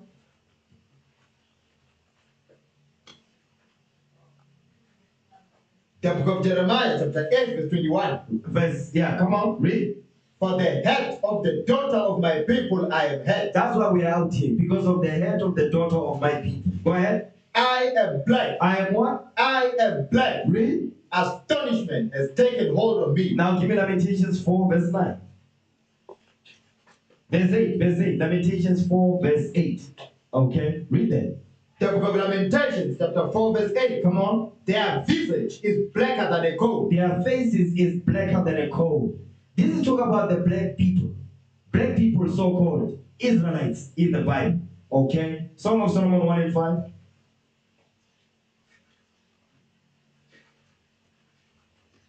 Read that. Song of Solomon 1 and 5. Watch this. Song of Solomon, chapter 1, verse 5. Come on. I am black. I am what? I am black. I am black. Come on. But come. But what? But come. Black and beautiful. Verse 6. Song of Solomon, chapter 1, verse 6. Read. Look not upon me, because I am black. That's it on that. Go back to Revelation 6 and 5 now. The book of Revelation, chapter 6, verse 5. Read. And when he had opened the third seal, When he had opened the third seal, come on. I heard the third beast say, Come and see. Come and see. Read. And I beheld, and lo, a black horse. That's talking about the dark nations. That's us. Read. And he that sat on him. He that sat on him. He that sat on him. Jump up to verse. He is the beast, actually. Okay.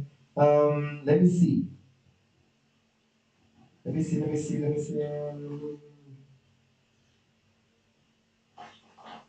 Yeah, keep reading. He's gonna explain it. And he that sat on him had a pair of balances in his hand. And he that sat on him, wait, what? Had a pair of balances in his hand. Had a pair of balances in his hand. Balances in his hand. Meaning what? He controls the flow of money. This right here is talking about Esau, by the way. This talk about Esau. The proof of that is in verse, jump up to verse 4. Read verse 4. The book of Revelation, chapter 6, verse 4. Go ahead. And they went out another horse that was red. That was what? That was red. What color was the horse? That was red. The horse was red. Okay. Red. And power was given to him that sat thereon to take peace from the earth. To take peace from the earth. To bring death and destruction on earth. The color of this horse is red. That's obvious. We read it last night. Genesis 25:25. Actually, read Revelation 12, verse 3. Because the Apostle John is saying the same thing over and over. The book of Revelation, chapter 12, verse 3. Read. And there appeared another wonder in heaven. And behold, a great red dragon. Now he's not saying a horse, they're saying a dragon. Okay, the dragon is red. The horse is red in Revelation 6 and 4. Now get Genesis 25 real quick.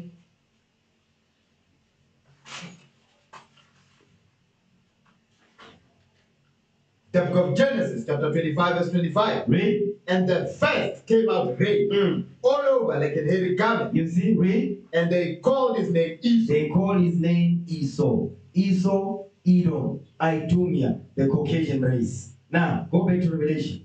Okay, chapter 6. Read verse 5. One more again.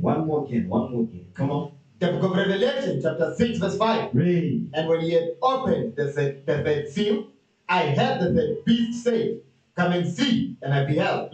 And lo, a black horse. A what? A black horse. Read. And he that sat on him had a pair of balances in his hand. He had a pair of balances in his hand. Now I'm going to watch this. This beast that is sitting on this black horse, he has a pair of balances in his hand. And these balances, he has falsified them. That's what I need you to understand. Give me the book of Amos, okay? Give me the book of Amos. He has falsified these balances, okay? Because remember, he is a merchant. I need you men to understand. This man is a merchant. Actually, give me Sirach chapter 26, the last verse. I'm going to show you something.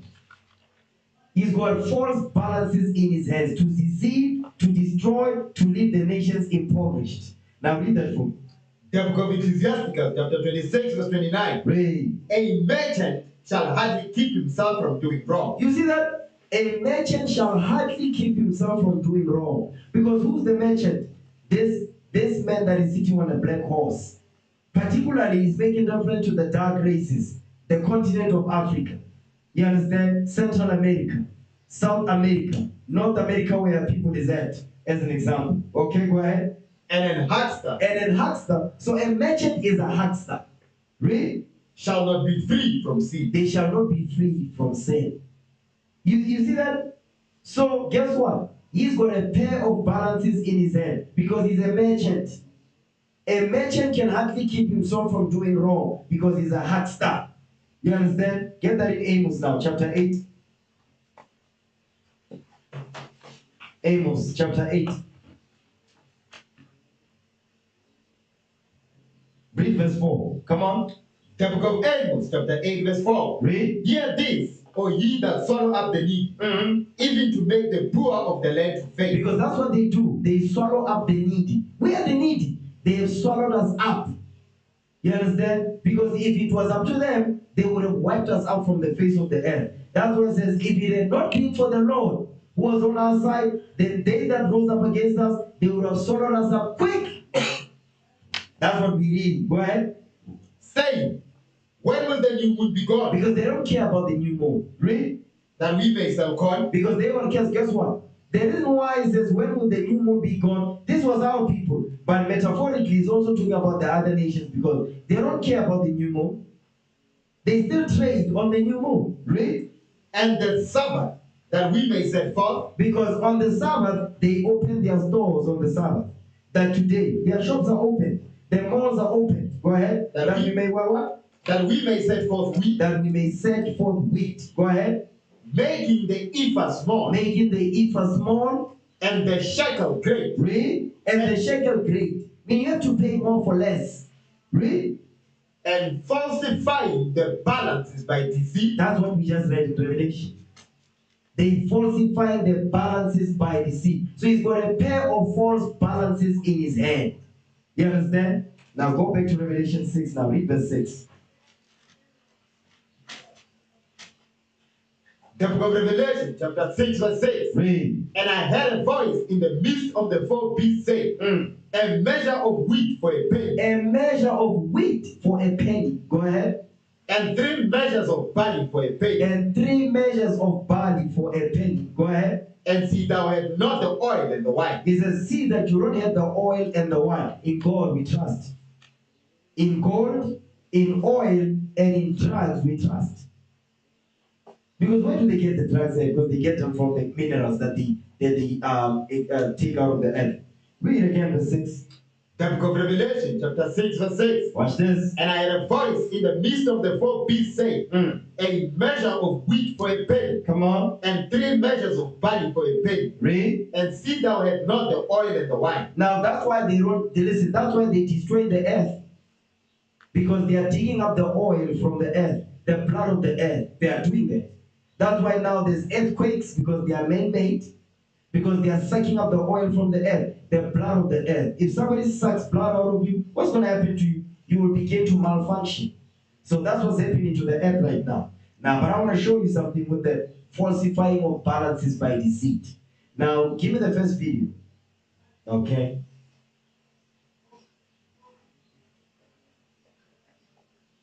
Now, stop right there. Before you play that, now I want you to, play this video right here. Play this video. Now, because the people that control guess what? They control the balances, the pair of balances. They control the flow of money upon the earth. Guess what? They that are responsible for lending, for keeping the countries, particularly Africa, indebted, to be in debt, to be enslaved by debt and economic exploitation. Guess what? I'm gonna show you the name of those organizations. They are pretty big. These are not small organizations, these are not small boys. Now, play the video.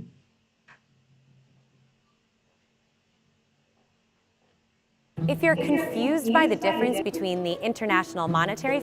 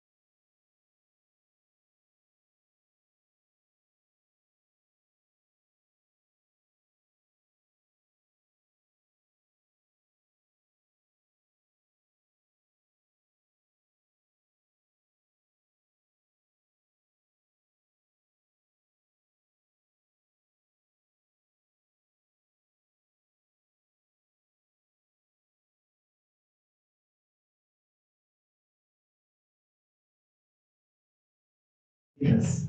This is 1487. They went over there in 1492. This is 1487 here. Okay, come on. His successor, Vasco da Gama, who landed in Azania. Azania is South Africa, by the way. Go ahead. On Christmas Day, 1497. 1497. And called it Natal. Land of nativity in commemoration of Christ's birth. That's just garbage. Now read the next part. Jan van Riebeeck himself met the Khoisan people in 1652. So guess what? The invasion of the white people, like you see that video that we watched last night? It says the arrival of the white man, it says 1652. No. That's incorrect. It's for the 1400s. It's not 1600s, it's the 1400s, okay? 15th century. Okay, jump down. He says that the Hottentots, Khoi, had at first provided da Gama with beef, which he described as sweet as that of Portugal, and entertained his crew with pastoral flutes, making pretty harmony for Negroes who are not expected to be musicians because they are talking crazy. We are musicians. What are you talking about? Scroll down. Okay, that's it on there. Now I want the next page now. So they arrived here in the 1400s, the same way they arrived in the Americas of Northern Kingdom, the tribe of Gad, 1492, 1487 they arrived here. Okay, now watch this. We're still going into having the pair of balances in their hand. Because remember, they have to conquer us, they have to colonize us, and then now after they've done that, they have to rid the resources out. Now read that.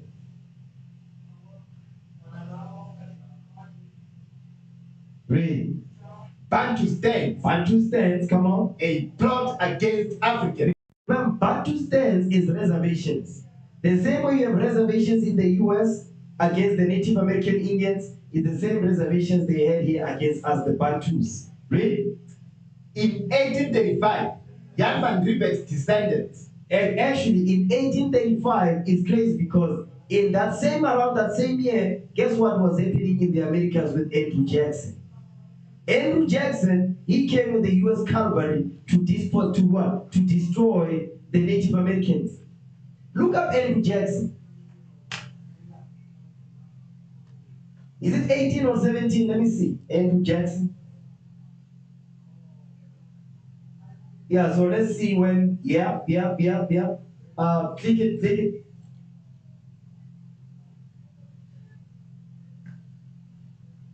Yeah, read it. Reading from Wikipedia.com, Andrew Jackson was an American lawyer, planter, general, and statesman who served as the 7th president of the United States. Go ahead. From 1829 to 1837. From 1829 to 1837. Okay, go ahead. Before being elected to the presidency, he gained fame as a general in the U.S. Army and served in both houses of the U.S. Congress. Although often praised as an advocate for ordinary Americans and for his work in preserving the Union of States, Jackson has also been criticized. Has also been what? Has also been criticized. This demon has also been criticized for what? For his racial policies, particularly his treatment of Native Americans. You see that? So it was right about the same time. Because what? These were the same people that was destroying us over here. They were destroying our brothers and sisters over there in the Americas, the tribe of Gad. That's what you need to understand. So they are not disconnected. No, they are all the same because they're all the same race of people. Now go back to the book now. Okay, now read that again. In 1835? In 1835, Jan van Riebeeck's descendants, the Boer trekkers, left the Cape Colony to start a process of national dispossession of all the indigenous people of Azania. You see that? National dispossession of land. Taking land by force. That's what Jan van Riebeeck's descendants did. You understand? That's what Andrew Jackson did and his descendants to the Native American Indians to push them in reservations. That's the same thing that Jan van Riebeeck and his descendants did to us. Read. P3T, the Boer leader. That's Jan van Riebeeck's descendant. P3T. Go ahead. later killed by King Dingaan, All praises. Read. spoke of the determination of his people to preserve proper relations between master and servant. So who were the masters? They were the masters, and we were the slaves, and we still are. But we are the true masters of this earth. That's what you need to understand. Read. Today, the racist policy of the Bantustan. The racist policy of Bantustan is a racist policy. Have we not been reading about America's policies, brothers? We've been reading about the America's policy to destroy and to pillage and to put people in an impoverished state. That's what we're reading here. Today, the racist policy of the Bantustans, reservations, go ahead, involves not only white supremacy. No, Bantustans, which is today the Lokshin, Ekazi. Lokshin Ekazi, guess what? Guess what? It's a policy of white supremacy. So us living in the ghettos is an example of what the policy of white supremacy. Read. Political oppression. You see, Bantustans is a racist policy of what? White supremacy, political oppression, which is what we're going over. Read. And economic exploitation. And what? And economic exploitation. He had a pair of balances in his hands. Economic exploitation. That's what Peter Tiff was doing. You understand? That's what Jan van Riebeeck was doing. That's what Bartholomew Diaz was doing. That's what Vasco da Gama was doing. That's what Christopher Columbus was doing. And they were all following their forefather, Pope Nicholas V, Pope Alexander VI of Rome. Read. Come on, but the what? Read again. Today what? Today, the racist policy of the Bantustans involves not only white supremacy, political oppression, and economic exploitation of the indigenous African people. Read. But the land question is central. The land question is central because once you have land, you have wealth. You have land, you've got wealth. Go ahead. The total population of South Africa is 30 million people. Because the 30 million people now is about 50 plus million people now. Go ahead. Of these, 4 million are white settlers. So 4 million out of the 30 million people, they own 87% of the land that is existing in South Africa. And we were watching a video that says 40% of the world's wealth is owned by 1%. 40% of the wealth of the world is owned by 1%. Really? 3% of the population are Indians, while the vast majority of the population are indigenous Africans. Bantus. Go ahead. Meaning Israelites. Really? The settlers have allocated to themselves. The settlers. Who are the settlers? The foreigners. Who are those foreigners? White people. The Buddhists, the Dutch, the French, the Portuguese. Okay? Read. 87% of the total land area. They've allocated to themselves 87% of the total land area of Azania, South Africa, that is called today. Go ahead. While 25 million Africans, 25 million Israelites, read, are expected to occupy the homeland. The reservations, the homeland. So guess what? Because the homeland, you know what the homeland is equivalent to? It's equivalent to somebody coming into your house to take over your house and putting you in the bathroom. So we're basically in the bathroom of our own house right now, while somebody is occupying the whole house and the whole yard. That's where we are. And now we are comfortable in the bathroom. We're comfortable in the bathroom right now. You understand? You're beginning to paint it. You're adding perfumes now. You're putting mirrors and whatnot in the bathroom. That's what you're doing. Really? Of Bantustan. Of Bantustan. Come on. The remaining 13% of land. You see that? So 25 million Israelites, they are expected to live on 13% of the land. Now we are more. We're no longer 25 million. We're more than that now. Go ahead. As one writer has observed, read, the white farmers in South Africa occupy 92.2 million hectares, which amounts to 75% of the total land surface of the country. You see that? 92.2 million hectares. I mean, that's big, man. Read. Of these, white-owned farms, of these white-owned farms, 106,001 live off the exploitation of cheap black labor. That's us. 106,001 live off the exploitation of cheap black labor. Because it says what? He saw a black horse, and him that sat on it had a pair of balances in his hand. You understand? Because what? He's got false balances in his hand. These are the false balances. Because look at these numbers. These numbers don't add up. Read.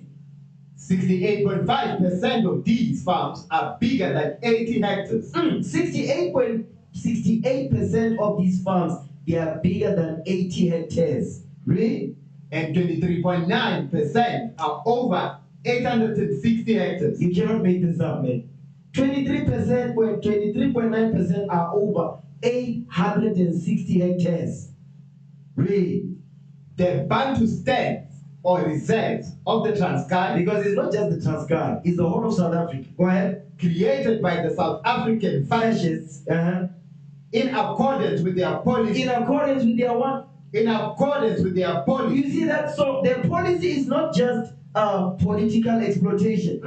It's economic exploitation. That's what you need to understand. We went into the policy of political exploitation. Now we went over the policy of what? Economic exploitation. Read. Of separate development. Separate development. That's why we had whites only toilets, blacks only. Read. Harbor 41% of the African population and comprises only 13.5 million hectares. You can't make this up. This is how they falsified balances by deceit. That's the pair of balances that he had in his hands. Because remember, if you want to own the economy, you must have access to land. Because once you have access to land and you own 87% of the land, that means you own 87% of the economy. Because guess what? You have land, that means you can plant. That means you control import and export of food. Not only that, but you have livestock. That means you control meat. You control clothing. You understand that? You control property. You control who can have the job and how much they get paid. You control the person that you hire, where they stay. You control them too. Because you have 87% of the land populated, the total land surface area. That means 30%. That's what the rest of the Israelites, the Bantus, the slaves, they have access to that. You control where they stay and how they stay. You control what they eat and how they eat. You control what they dress and how they dress. You see that? You control every aspect of their life. That's why it says you want to control somebody, control their environment. If you want to have full control of somebody, just have control of their environment, then you're done. And that's what we read. Go back to Revelation chapter 6, verse 5 again. The book of Revelation, chapter 6, verse 5. Read. And when he had opened the third seal, I heard the third beast say, Come and see. And I beheld, and lo, a black horse. And he that sat on him had a pair of balances in his hand. And a pair of balances in his hand. We just read a pair of those balances right now. Go ahead. And I heard a voice in the midst of the four beasts say, A measure of wheat for a penny. Brothers, you know you can have food, man. Go ahead. And 3 measures of barley for a penny. And 3 measures of barley for a penny. Come on. And see thou had not the oil and the wine. And see thou had don't have the oil. Don't have the wine too. Don't have the oil. Because oil is the reason why the US dollar was so strong. Because of the oil. And before that, the reason why the US dollar was strong was because of the gold. I'm going to show you that. Now, play that video now. You have it? Oh, please, play the video. Okay, we might need to do the same for the others as well, right? Okay, sir. Okay, play that video. Let's play the video now. So we have a full understanding of what we read here. Okay?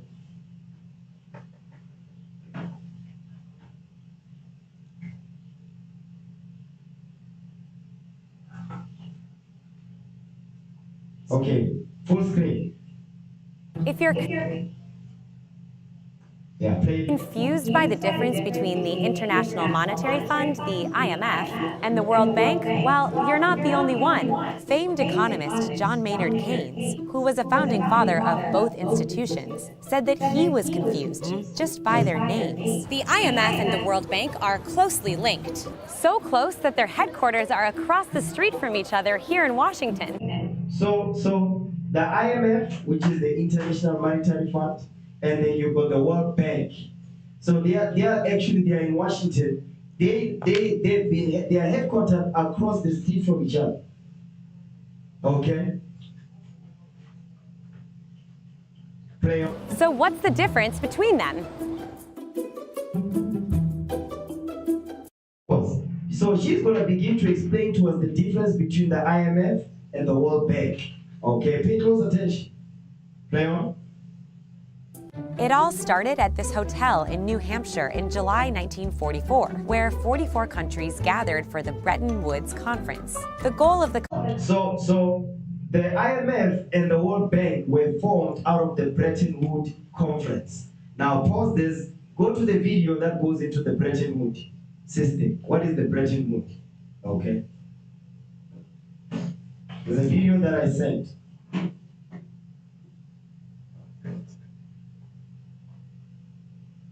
I think there's another one that I sent you. Yeah, I think this is the one. Let me see.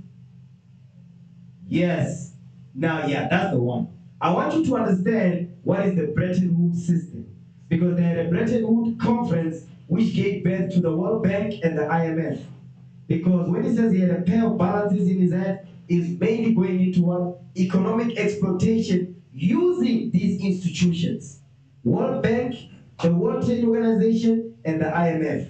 Now play them.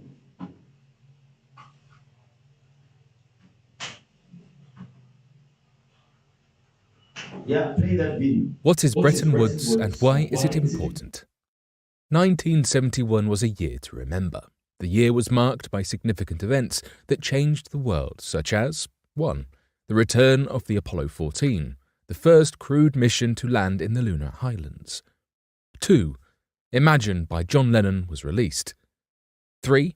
The Nasdaq Stock Exchange was founded. 4. And most importantly, the US shocked the world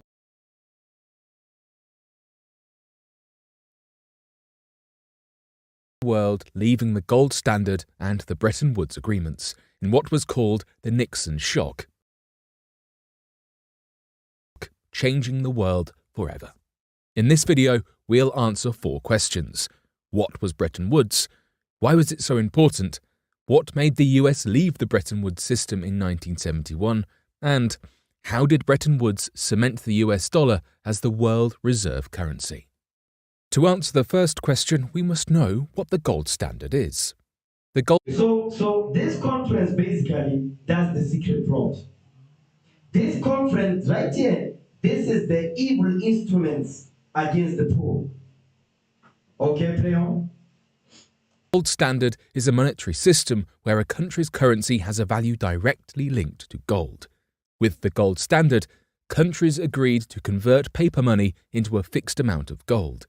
In practice, the central bank agrees to buy and sell gold to anyone at a fixed price. This means that a country cannot print more money without having more gold first. So you see that video we watched? So now the value of the dollar, of the currency, was directly linked to the gold. Meaning what? The actual mineral. Go ahead. Secondly, we need to search for our history book and make a stop at the end of World War II, when the Bretton Woods Agreement took place, and we need to know some details to understand this agreement. 1. Before the US entered World War II, they served as a supplier of weapons and other goods to the Allies, who paid them in gold. This called... Now, go back a little bit. I want you to see something. Don't be asleep. So, guess what? World War II, before the US entered World War II, they were selling weapons to Europe, because this is Europe, what you're seeing on the screen here. You see where the gold is sitting? That's Europe, right? Hold on, that's Europe, right? Yes, now, pay close attention. I want to show you something. Now, go back a little bit. Play the video again. 1. Before the US entered World War II, they served as a supplier of weapons and other goods to the Allies, who paid them in gold. This caused... So now you have the US selling weapons to Europe, and Europe is buying weapons from America in gold. So let's think now. Let's think. Give the book of Revelation 17 verse 8. I'm going to show you something. Because it doesn't connect. How the hell did Europe get access to so much gold? Where did they get it from?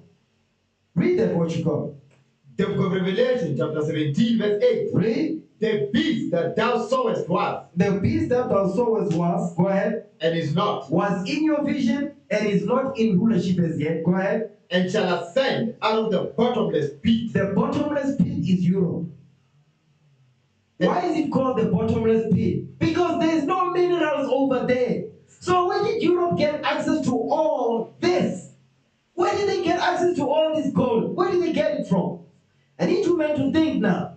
Remember, World War II was what year? 1945, right? Yes, sir. This is the 1900s. Yes, sir. This is the 20th century, right? 1900s. Okay? No, yeah, 19. Now, keep reading.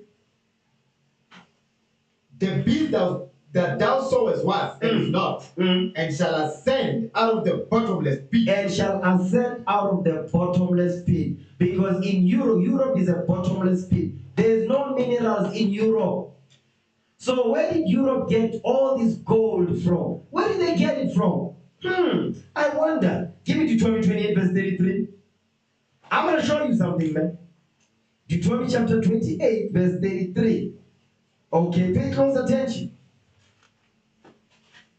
The book of Deuteronomy, chapter 28, verse 33. Watch this. The fruit of thy land. The fruit of our land. What is the fruit of our land? The gold, the diamond, the platinum, the uranium, the diamonds. You understand? Read. And all thy labor. And all our labors. Shall a nation which thou knowest not eat up. The Lord is telling us that another nation will come and eat up the fruit of our land. The black horse. Because we are the represent the black horse. And somebody's going to sit on top of this black horse and they're going to have a pair of balances in their hand. The reason why they will have the control and full dominion over the flow of money is because they will have access to the resources of the land. They'll have access to the fruit of the land. Read. And thou shalt be only oppressed and crushed always. How are they going to oppress and crush us? Because that's the Dutch, the French, the British, the Portuguese, the Europeans. They will have access to the fruit of our lands. And they're going to oppress us because they're going to take and steal the raw materials from the continent and take them to their country to manufacture and to enrich themselves. You understand? 2 Ezra chapter 16 verse 46. 2 Ezra 16 verse 46. Watch this.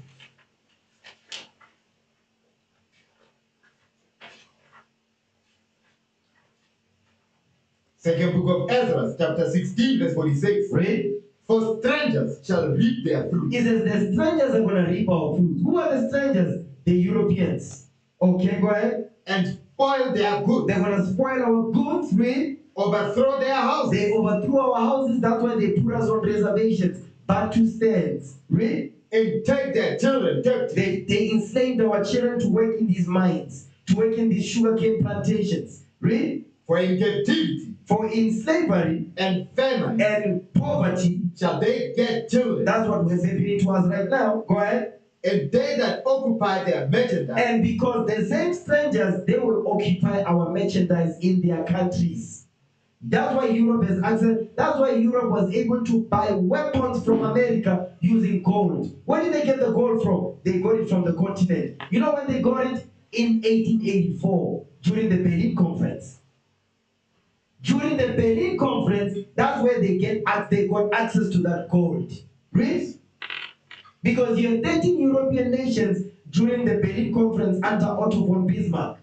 They are the ones that sat down and dictated how they're going to exploit us. Because the reason why they set up the Berlin Conference was to manage the chaos of the looting amongst themselves.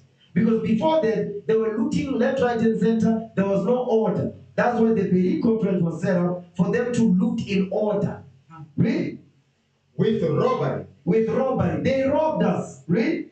The more they deck their cities. Because they decorate their cities and their own peasants. They were our what? Our jewelry and all that. Read. Their houses. Their houses. Their possessions. Their possessions. And their own peasants. And their own peasants. That's why the Queen of England had the biggest diamond on her crown. Where did she get it from? Cullinan Mines, Pretoria. Read. The more will I be angry with them for their sin, saith the Lord. You see that? Now, give me the book of Daniel. I'm not done. I am not done. Give me the book of Daniel, or give me Revelation 18, verse 11. Before we go to the book of Daniel, I'm going to show you the merchandise that they have now looted and have access to, which are those raw materials. Okay? Revelation 18, verse 11. The book of Revelation, chapter 18, verse 11. Read. And the merchants of the earth. The merchants of the earth that have a pair of balances in their hand. These are merchants. Read. Shall weep and mourn over her. For no man buyeth their merchandise anymore. Because is this their merchandise? No, they stole it. They stole it from the continent. Read. The merchandise of gold. Stop. That's what we just saw in the video. The merchandise of gold. So Europe being a bottomless pit, there is no resources down there. Where did they get this amount of gold? They got it from the continent. You understand? Following the Berlin Conference of 1884. That's why they were able to have access to so much gold to buy weaponry, you understand, during World War II. Read. The merchandise of gold and silver and precious stones and of pearls and of fine linen and purple and silk and scarlet and all fine wood and all manner vessels of ivory and all manner vessels of most precious wood and of brass and iron and marble. Now, go ahead. And cinnamon and odors and ointment. That goes into spices and ointments and all that. Read. And frankincense and wine. Remember it says, see that thou had not the oil and the wine. Go ahead. And wine. You see oil and wine. Read. And oil and fine flour and wheat and beasts and sheep. You remember in wheat, he says 3 measures of wheat for a penny. Read. And horses and chariots and slaves. And what? And slaves. And slaves. Go ahead. And souls of men. And souls of men, meaning the minds of the people. It's not just the people that they enslaved, they also enslaved the minds of the people too. Now give me the book of Daniel, okay? I'm not going to let this man go. No, I'm not letting him go. No, I'm going to twist the knife on this one. Okay? Give me the book of Daniel now. Give me Daniel chapter 11, verse 23. Watch this. I'm going to show you that the League of Nations is written in this Bible. Read what you got. The book of Daniel, chapter 11, verse 23. Read. And after the league made with him, the league that he made, that's the Berlin Conference of 1884. Go ahead. He shall work deceitfully. They're going to work deceitfully because they have a pile of balances in their hand. Read. For he shall come up and shall become strong with the small people. Because they only came with the strong people when they came to conquer us and to steal our resources. Read. He shall enter peaceably, even upon the fattest places of the province. The fattest places of the provinces is the continent of Africa, because where they come from is a bottomless pit. There's no resources over there. But when he says he shall enter peaceably, they came with treaties, they came with policies, not only that, but they came with the cross. Read. The missionaries, they call them. Go ahead. And he shall do that which his fathers have not done. Because his fathers have not gotten to this level that they have done, the children. But what they've done worse, they've done more than their forefathers ever did. Read. For his father's fathers, he shall scatter among them the prey. Because they scattered us among all nations. Read. And spoil and riches. You see that they scattered us, they spoiled us, and they took our riches. Come on. Yea.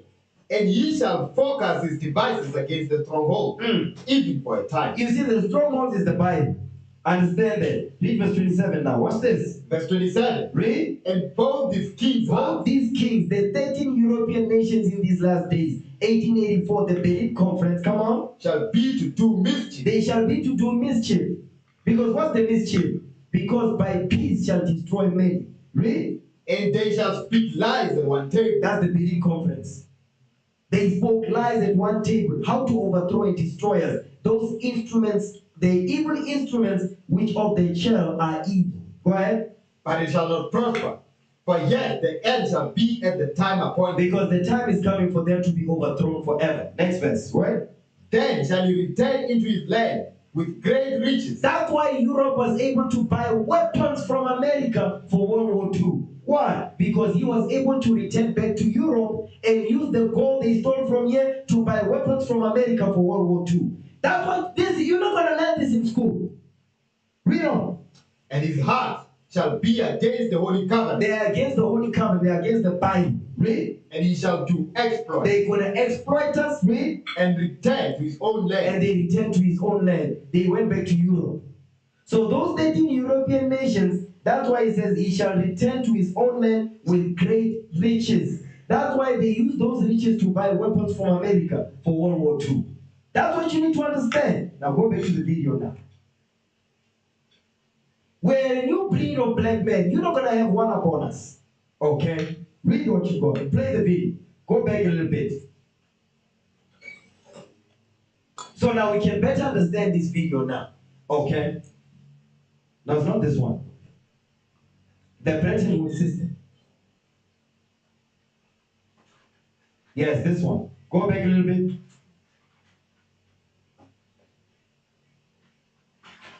Play.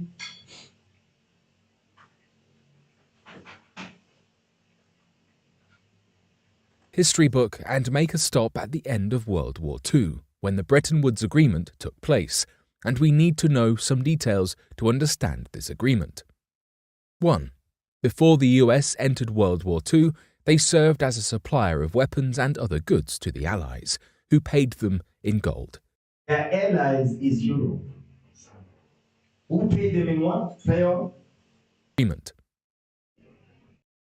1.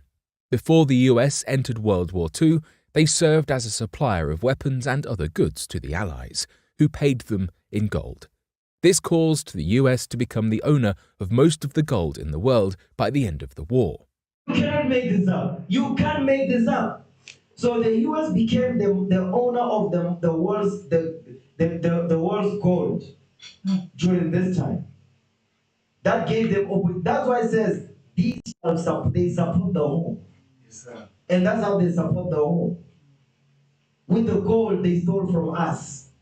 And they give them to the Americans. To the Americans, they are allies. Read on.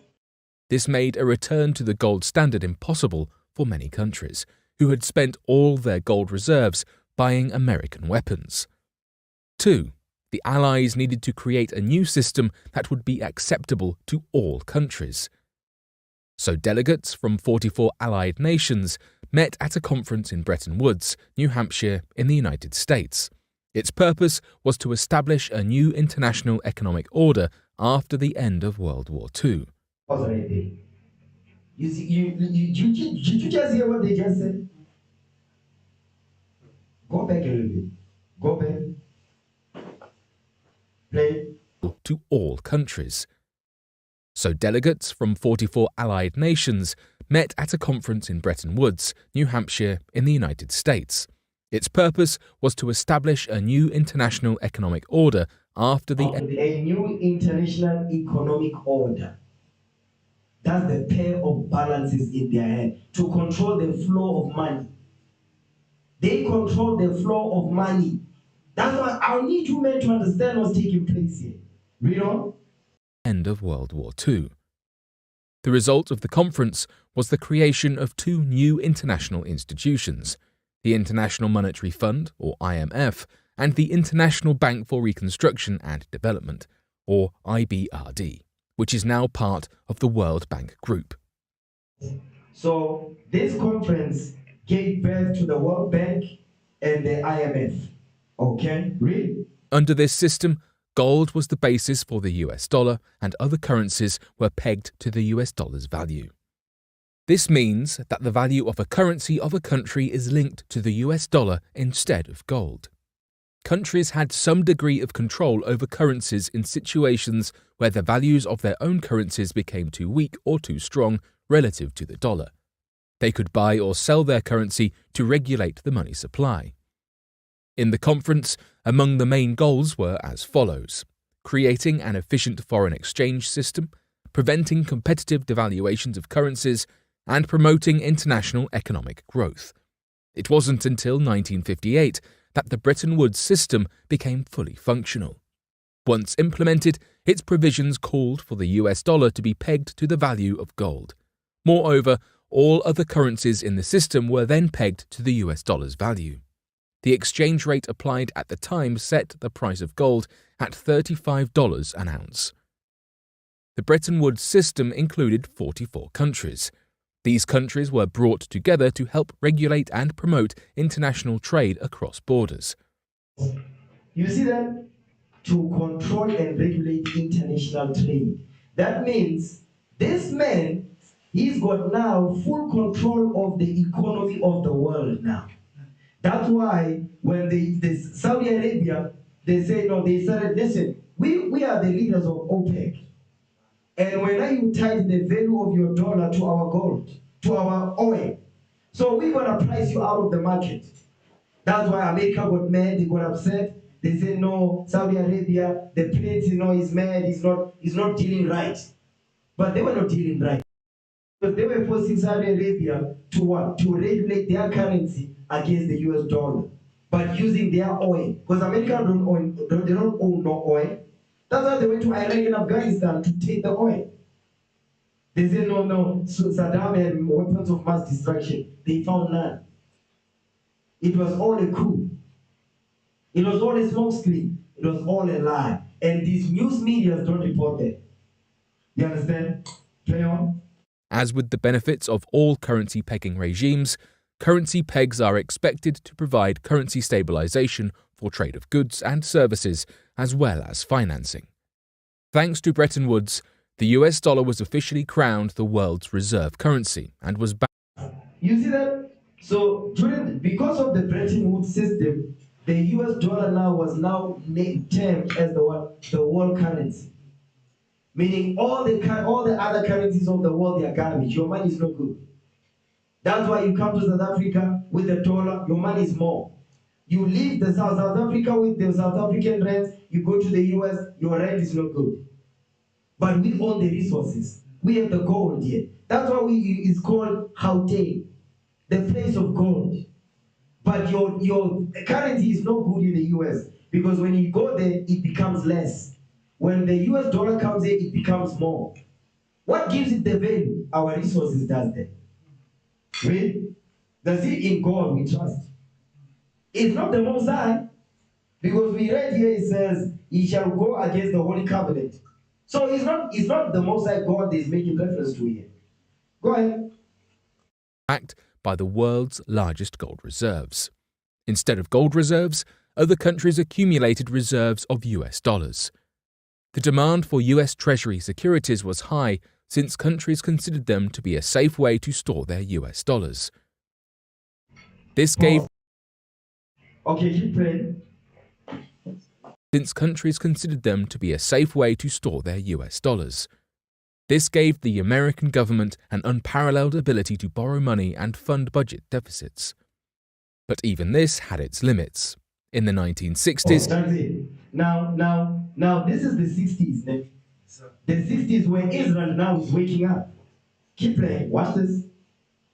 The US government's finances came under stress due to increased spending on social programs as well as the Vietnam War. Pause. You see, it says their currency became under stress when they spent a lot of money on social programs. During the 60s, what social programs did they spend money on? When they put drugs in the community, that's the social programs. You understand? That's what they're talking about. Jim Crow, that's the social programs. You understand? Apartheid here in South Africa, that's the social programs. When they were shutting down black consciousness movements, you understand? Our forefathers waking up, who Chris Hani, who Steve Biko, who Malcolm X on that side, you understand? Who Kwame Nkrumah in Ghana, so on and so forth. Who Thomas Sankara in Burkina Faso, who Patrice Lumumba in the Congo. That's the money they spend on those social programs to bring drugs in our community, to enslave us mentally, spiritually, and physically. That's what they was doing. That's why they spend a lot of money on that, because they knew it's time for these people to wake up. Go ahead. This caused the United States to print more dollars to cover the deficit caused by these events. With so many dollars flooding the market and the same amount of gold available, concern grew in the international community. Other countries could not see. You see that? Meaning there was more money in the market, but there was not enough gold to back it up to give it the value that it's supposed to have. Which is why eventually they cut out the gold. They started to print money out of nothing to give it value that they decided. Because that's what's happening now. What's happening, the dollar is no longer backed by the gold anymore. That's why now on the dollar is written legal tender. Meaning it's worthless paper. You understand? So that's why they were relying on the oil of Saudi to give the dollar the power that it had, because it relied on the oil. But when the Saudis are like, listen, we're going to price you out because we are the leaders of OPEC. You don't produce no gold, no oil. You see that? Now, in this video now, go back to the first one. I just wanted you to see what is the Bretton Woods system. Okay? Was basically to regulate international trade. You understand? At a fixed rate backed by the gold which they stole from us.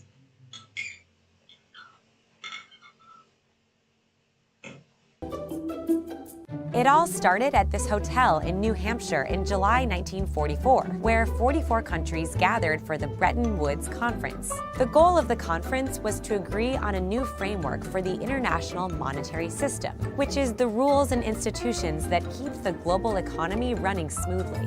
After World War II, most people agreed that the old system had failed. It had seen the Great Depression, unfair trade policies, and unstable currencies. After 3 weeks of heated negotiations at Bretton Woods, especially between Keynes, who was representing the United Kingdom, and Harry Dexter White, the U.S. Treasury representative. You see, the only people that were important in that conference was the EU and America. That's it. That's what Ezra was talking about. Go back to 2 Ezra 12, verse 29.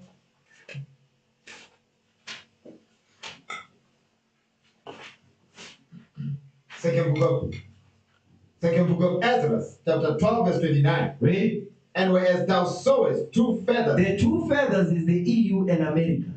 Read. Under the winds passing over the head that is on the right side. Read. It signifies that these are they. That these are they, come on. Whom the highest has kept unto their end. Whom the highest has kept unto their end.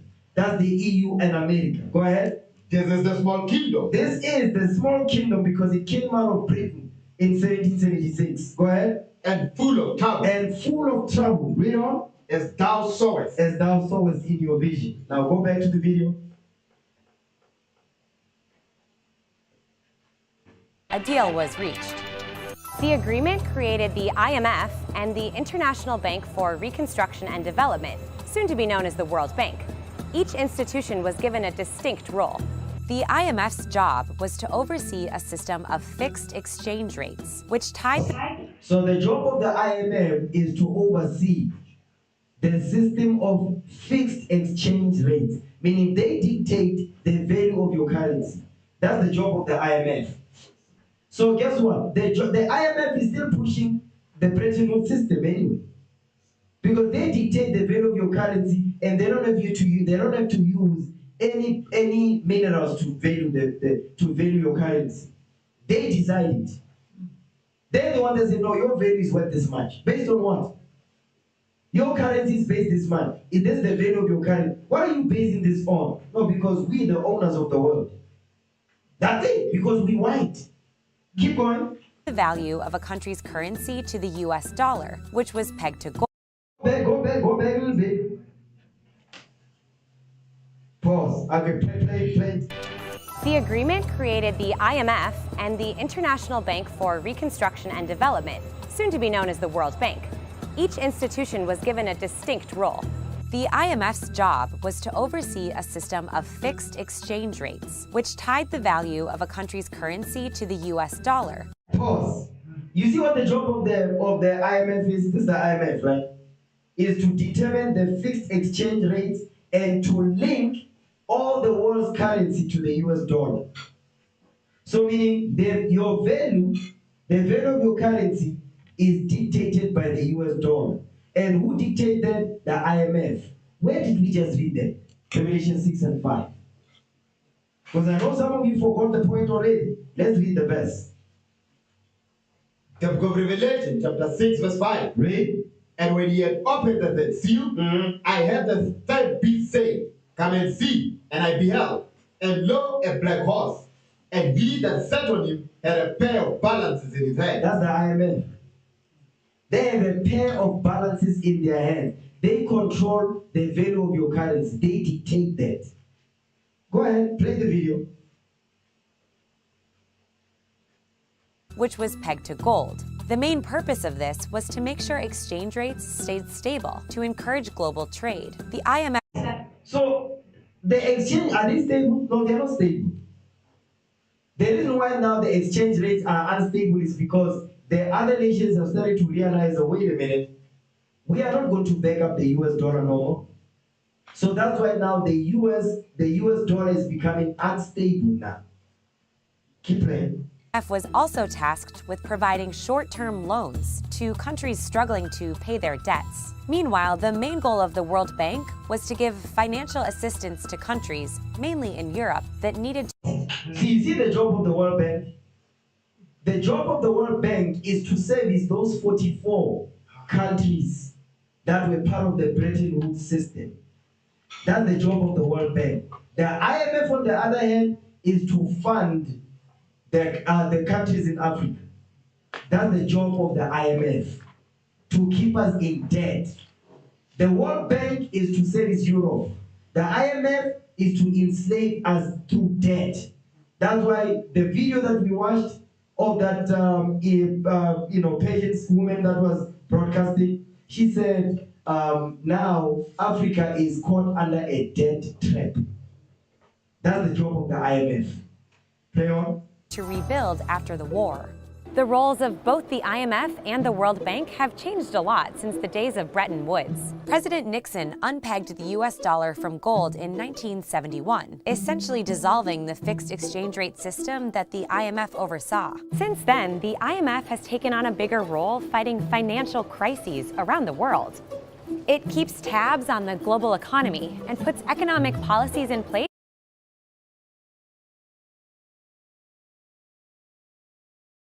Economy. You know how they do it? They send the economic hitman in every country to monitor what's going on. The economic hitman works with the American companies that are on the ground. Yes, American companies that are on the ground, they are the ones that work together with the economic hitman. That's how the IMF keep tabs on. Remember what happened in South Africa when they said the IMF and the World Bank was saying South Africa's debt is too much. How do they know that? Because they keep tabs on South Africa's spending patterns. They keep tabs on it because they are the ones that give them the budget on how much to spend and where to spend it. Musholozi, on the other hand, he wasn't doing that. Musholozi was spending money on small businesses in South Africa. They realized that means the big corporations, meaning Europe, America. American companies that are here, they are not going to benefit from the international investments that they're supposed to benefit from because what? Mushorozi is channeling money to the small businesses in South Africa to enrich South Africans. So they realize, oh, this guy is causing us problems. That's why they say, no, the IMF was getting involved to say, this is madness. That's why Mushorozi was pushed out, Ramaphosa was brought in because he's a puppet. So now Ramaphosa, what he's doing, what was his biggest focus on his speeches? He was always focusing on what? International investments, foreign investors. We must attract foreign investors. What about the local business owners? What about them? Because their job is to squash them and destroy their businesses and squander it. So you need to understand how the system is set up. The Bible will open your eyes to see that thing. Keep playing. In member countries. The World Bank focuses its efforts on development and reducing poverty.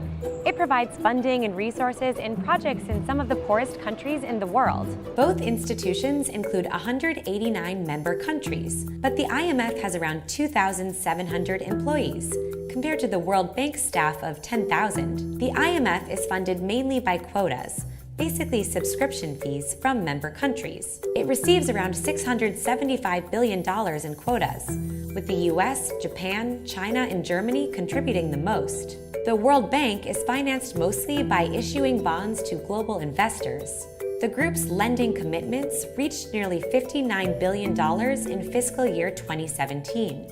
The IMF has committed $160 billion under its current lending arrangements. Today, the IMF's biggest borrowers include Greece, Ukraine, Portugal, and Pakistan. The places where the World Bank is running the most projects are in Africa. I want you to see something. You see what happened over time? They switched the roles of these institutions. Because before, the IMF was responsible for what? Dealing with the poor countries. Now, the World Bank now is dealing with what? The poor countries. Now, the IMF is focusing mainly on Europe.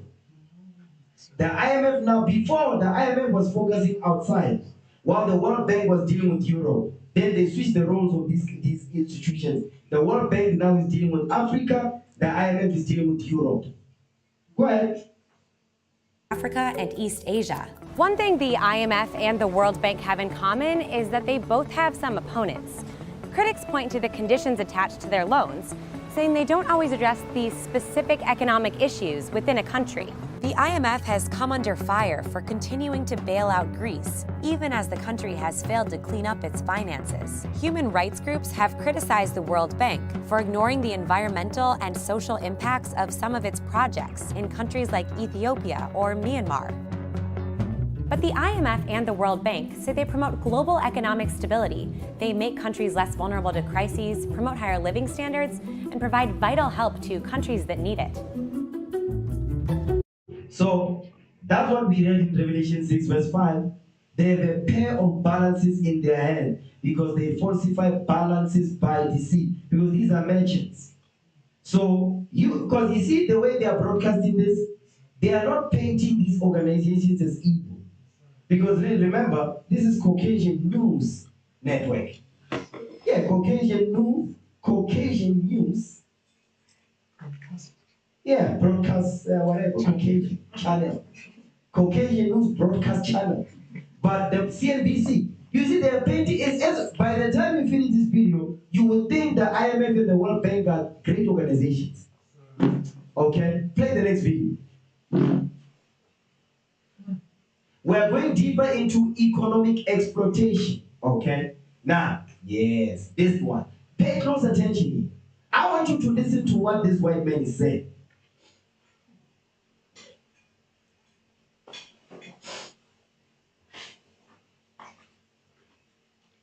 Listen up good, listen good, listen good.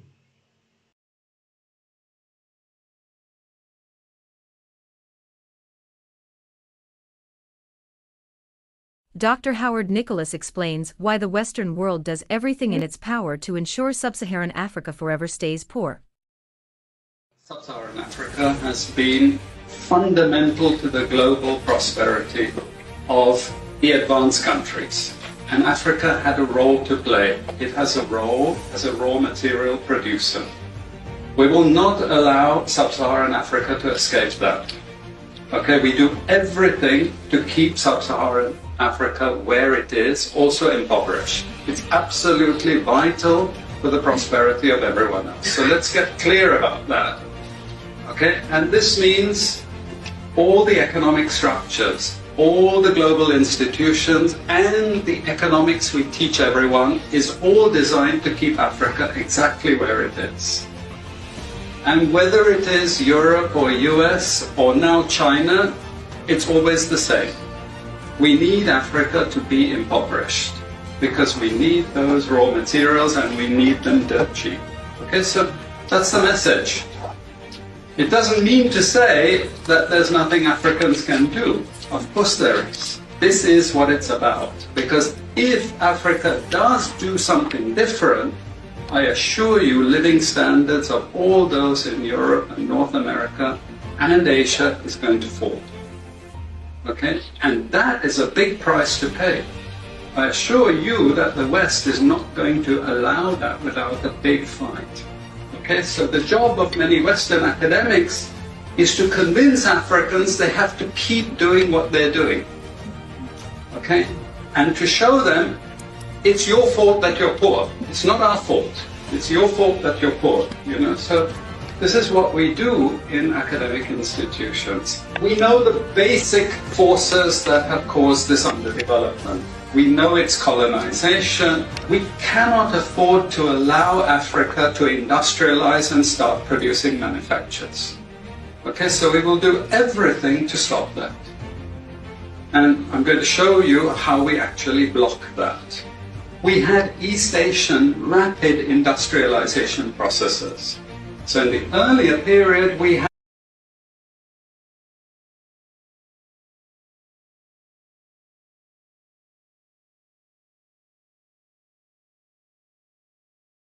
brothers and sisters online, just bear with us. We're going to play the video from Spain so you can see what's going on. Okay, come on, IT.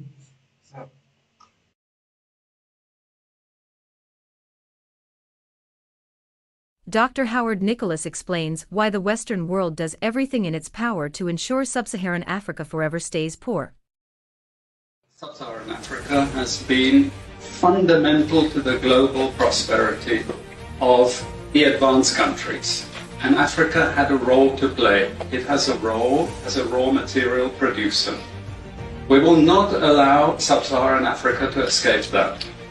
Okay, we do everything to keep Sub-Saharan Africa where it is, also impoverished. It's absolutely vital for the prosperity of everyone else. So let's get clear about that. Okay, and this means all the economic structures, all the global institutions, and the economics we teach everyone is all designed to keep Africa exactly where it is. And whether it is Europe or US or now China, it's always the same. We need Africa to be impoverished because we need those raw materials and we need them dirt cheap.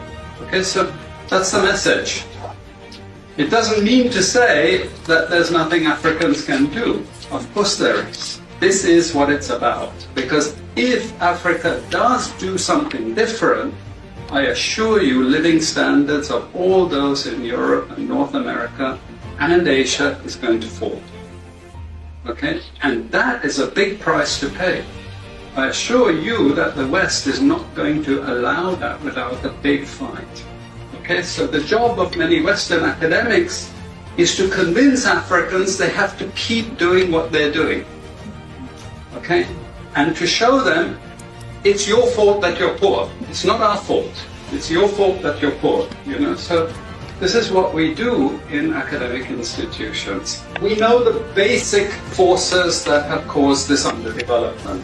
We know it's colonization. We cannot afford to allow Africa to industrialize and start producing manufactures. Okay, so we will do everything to stop that. And I'm going to show you how we actually block that. We had East Asian rapid industrialization processes. So in the earlier period, we had Japan and Korea and Taiwan. Okay, rapid growth, sucking in raw materials from Africa, driving up the prices. And after those countries finished industrialization, then Sub-Saharan African growth rate again fell.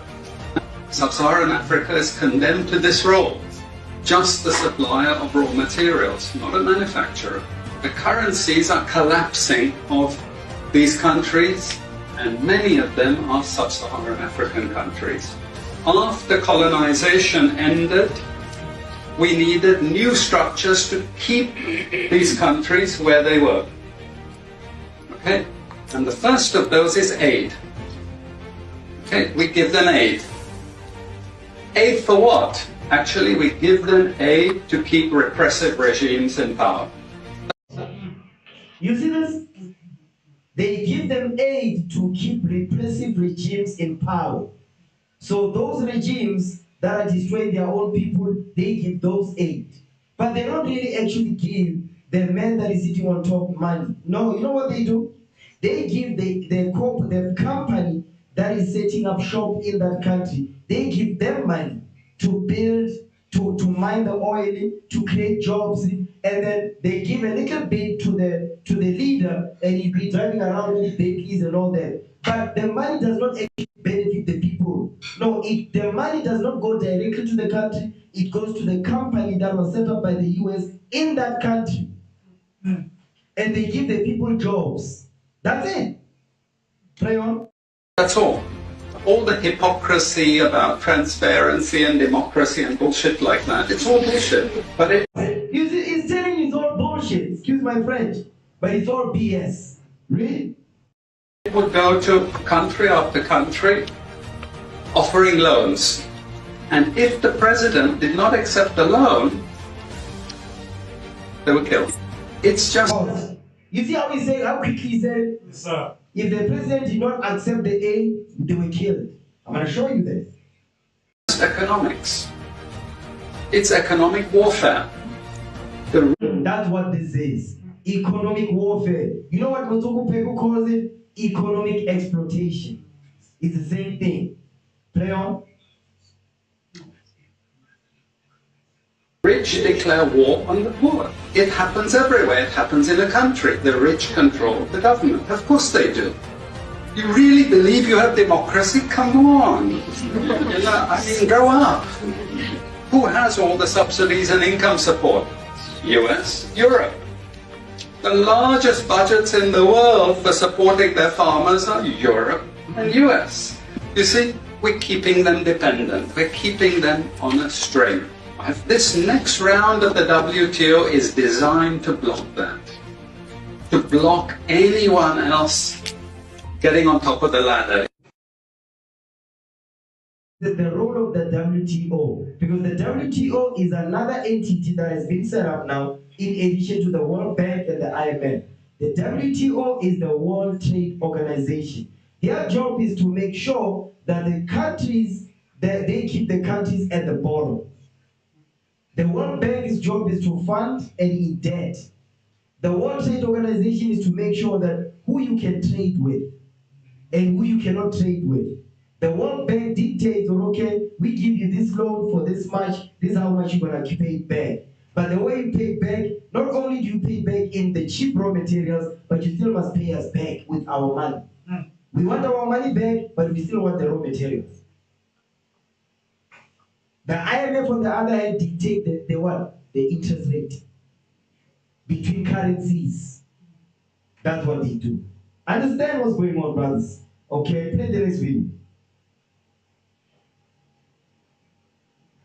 That's not the one. Let me see. No, the Bretton Woods system, we're done with that. No. Zeitgeist. I gave you the timestamps now. Did you download this? I said you must download this one. Okay, while it's downloading it, go back to Revelation 6 and 5. The book of Revelation, chapter 6, verse 5. Read. And when he had opened the third seal, I heard the third beast say, come and see. And I beheld, and lo, a black horse. And he that sat on him had a pair of balances in his hand. He had a pair of balances in his hand. So that Edomite, he's laying it down for you. The people that are in the schools now, in universities, they're not taught this. Sure. It's not written in textbooks. You're not going to learn this from a textbook, by the way. No, these are the discussions that they have with their children, and that's where they have what? They have mentors. Those mentors is white only. Those students that are studying economics, they just not going to tell you the true economics that they are learning from those private tutors. The private tutors teach them the real economics.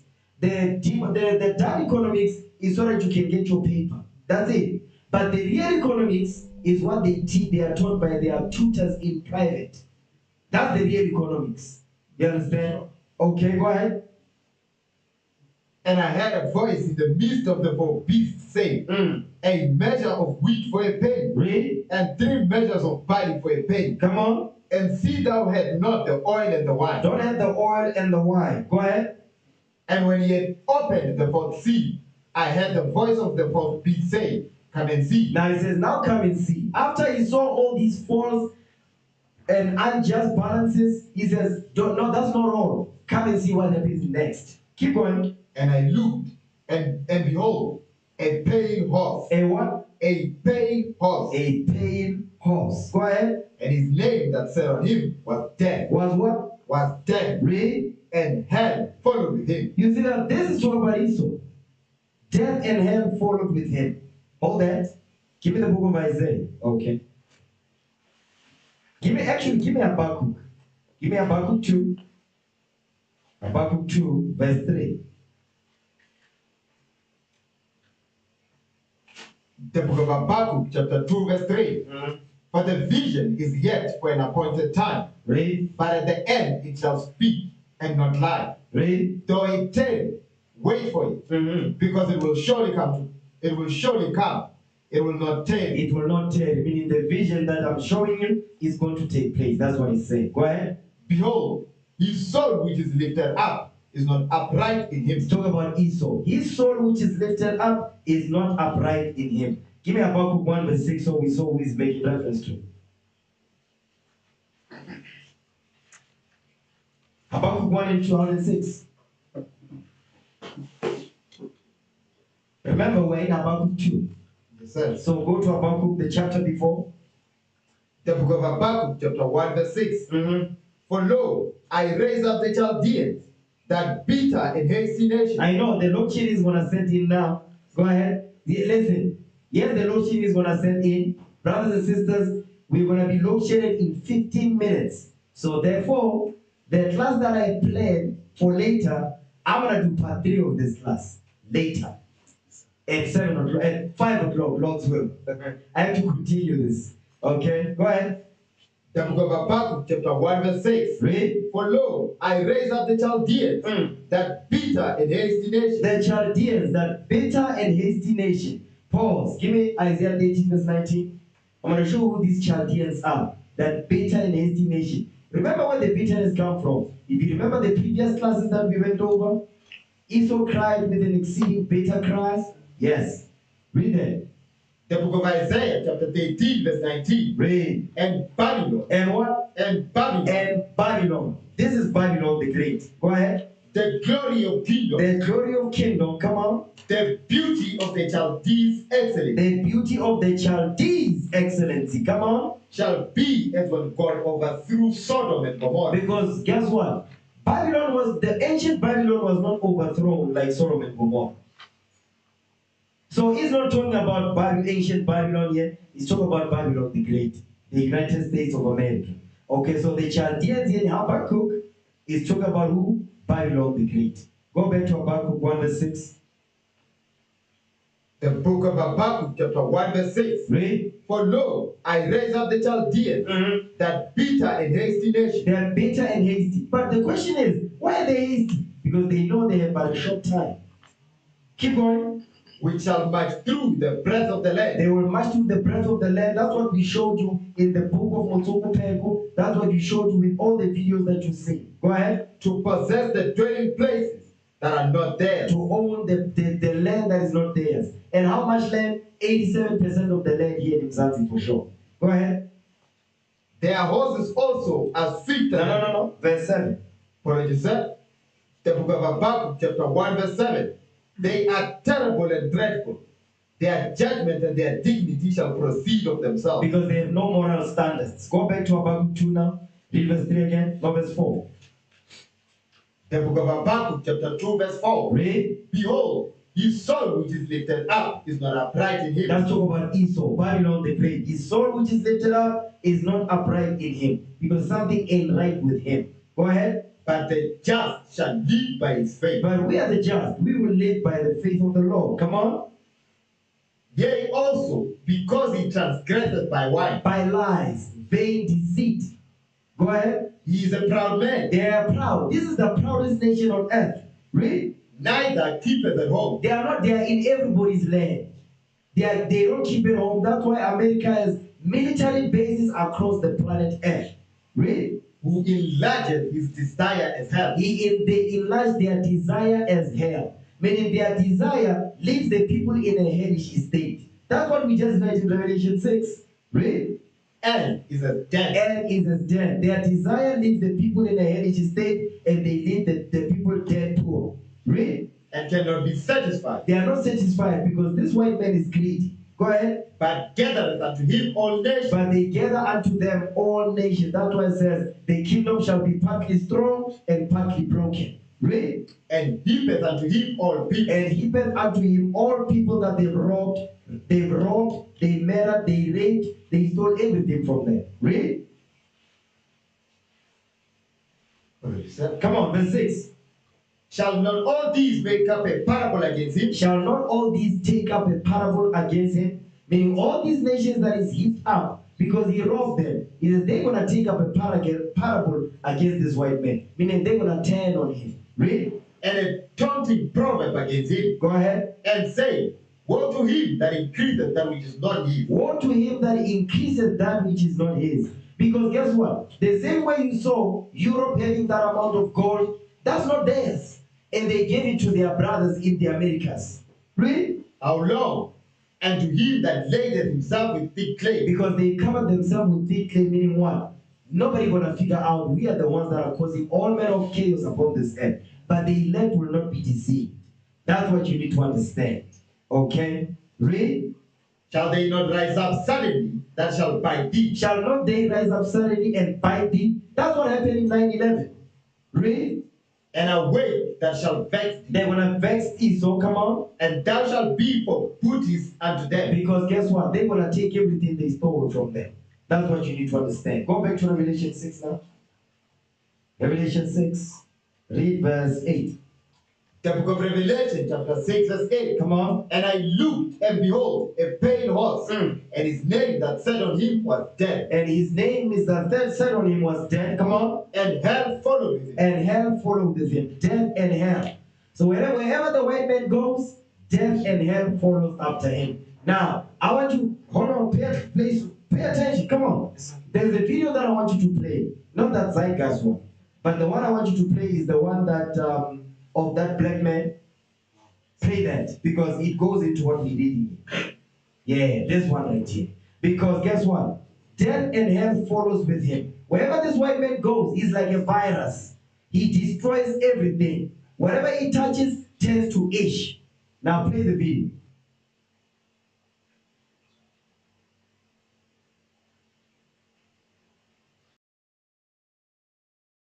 Contribute, say something.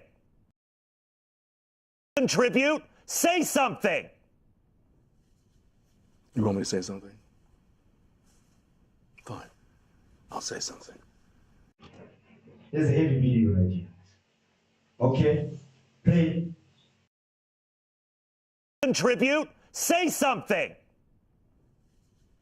You want me to say something? Fine. I'll say something. You people. You're not a race. You are a virus. You destroy the world. Everything beautiful you poison. You drag us from our homes. You rape our daughters, murder our sons. You crack our spines and do all you can to break our will. You stab us. Then you put the knife in our hand and tell us it's our fault. And if you don't do it yourself, you stand by, close your eyes, and pretend there's nothing wrong. And then you pray to your God to silence our screams so that you can enjoy the happiness that we built for you with our blood. But it's not your fault. It's the only way you know how to be. And the only thing that will change anything is if another virus comes along and does to you what you do to us. And I hope that happens very soon.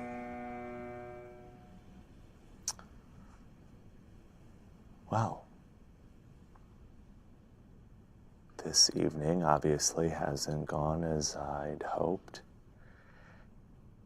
And I think I'm having a full-on panic attack right now, so I'm gonna go to the bathroom and get myself together, and when I come back, I hope you don't see me as the devil.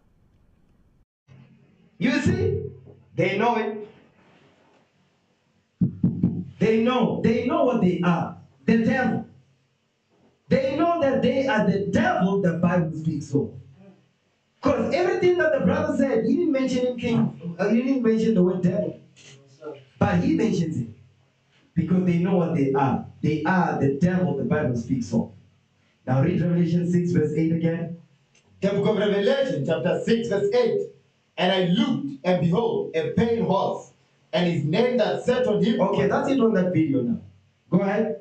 The book of Revelation, chapter 6, verse 8. Read. And I looked, and behold, a pale horse, and his name that sat on him was Death. Was what? Was Death. Death.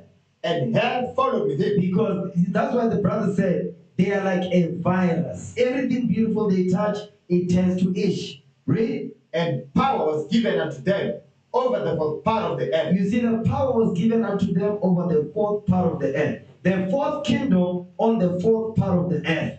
The Americas. Read. To kill with sword. To do what? To kill with sword. To kill with sword, that's war. And with hunger. And with famine. And with death. And with death. Read. And with the beast of the earth. The beast of, that's zoonosis. That's what we were going over with South Africa's chemical and biological warfare program. Okay? Is that it on that? Yes, sir. Oh, praise to the Most High. Oh, praise to the Lord. So go back to Revelation now. Okay, Revelation chapter 16, verse 13. They're going to take the power now in a minute. The book of Revelation, chapter 16, verse 18. Go ahead. And I saw three unclean spirits like frogs come out of the mouth of the dragon. Read. And out of the mouth of the beast. Is it out of the mouth of the dragon? That's politics. Out of the mouth of the beast? That's economic exploitation. Go ahead. And out of the mouth of the false prophet. So guess what? I'm gonna end the class right here. Okay? I'm gonna end the class right here. I'm gonna continue to deal with the economic exploitation. I'm gonna deal with the mouth. I'm gonna deal with the false prophet later on at 5 p.m. Lord's will. But guess what? I'm not done with the economic exploitation yet. There's still a lot I want to cover. Okay? Okay. Now, so let's break bread. Let's break bread, okay, in the name of our Lord and Savior, Jesus the Christ, okay? Because even if we do have other devices to power, the network is very terrible when the power is gone, okay? Yeah, let's break bread. We ready? Yes, sir. For I have received of the Lord that which also I delivered unto you, that the Lord Jesus, the same night in which he was betrayed, took bread. And when he had given thanks, he brake it and said, Take, eat, this is my body, which is broken for you. This do in remembrance of me. After the same manner also he took the cup, when he had supped, saying, This cup is the New Testament in my blood. This do ye as oft as ye drink it, in remembrance of me. For as often as ye eat this bread and drink this cup, ye do show the Lord's death till he come. Wherefore, whosoever shall eat this bread and drink this cup of the Lord and with me, shall be guilty of the body and blood of the Lord.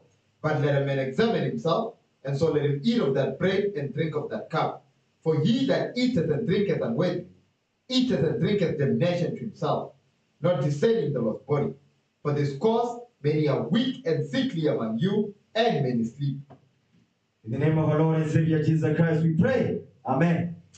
Let's give the Lord a hand. Praise the Lord.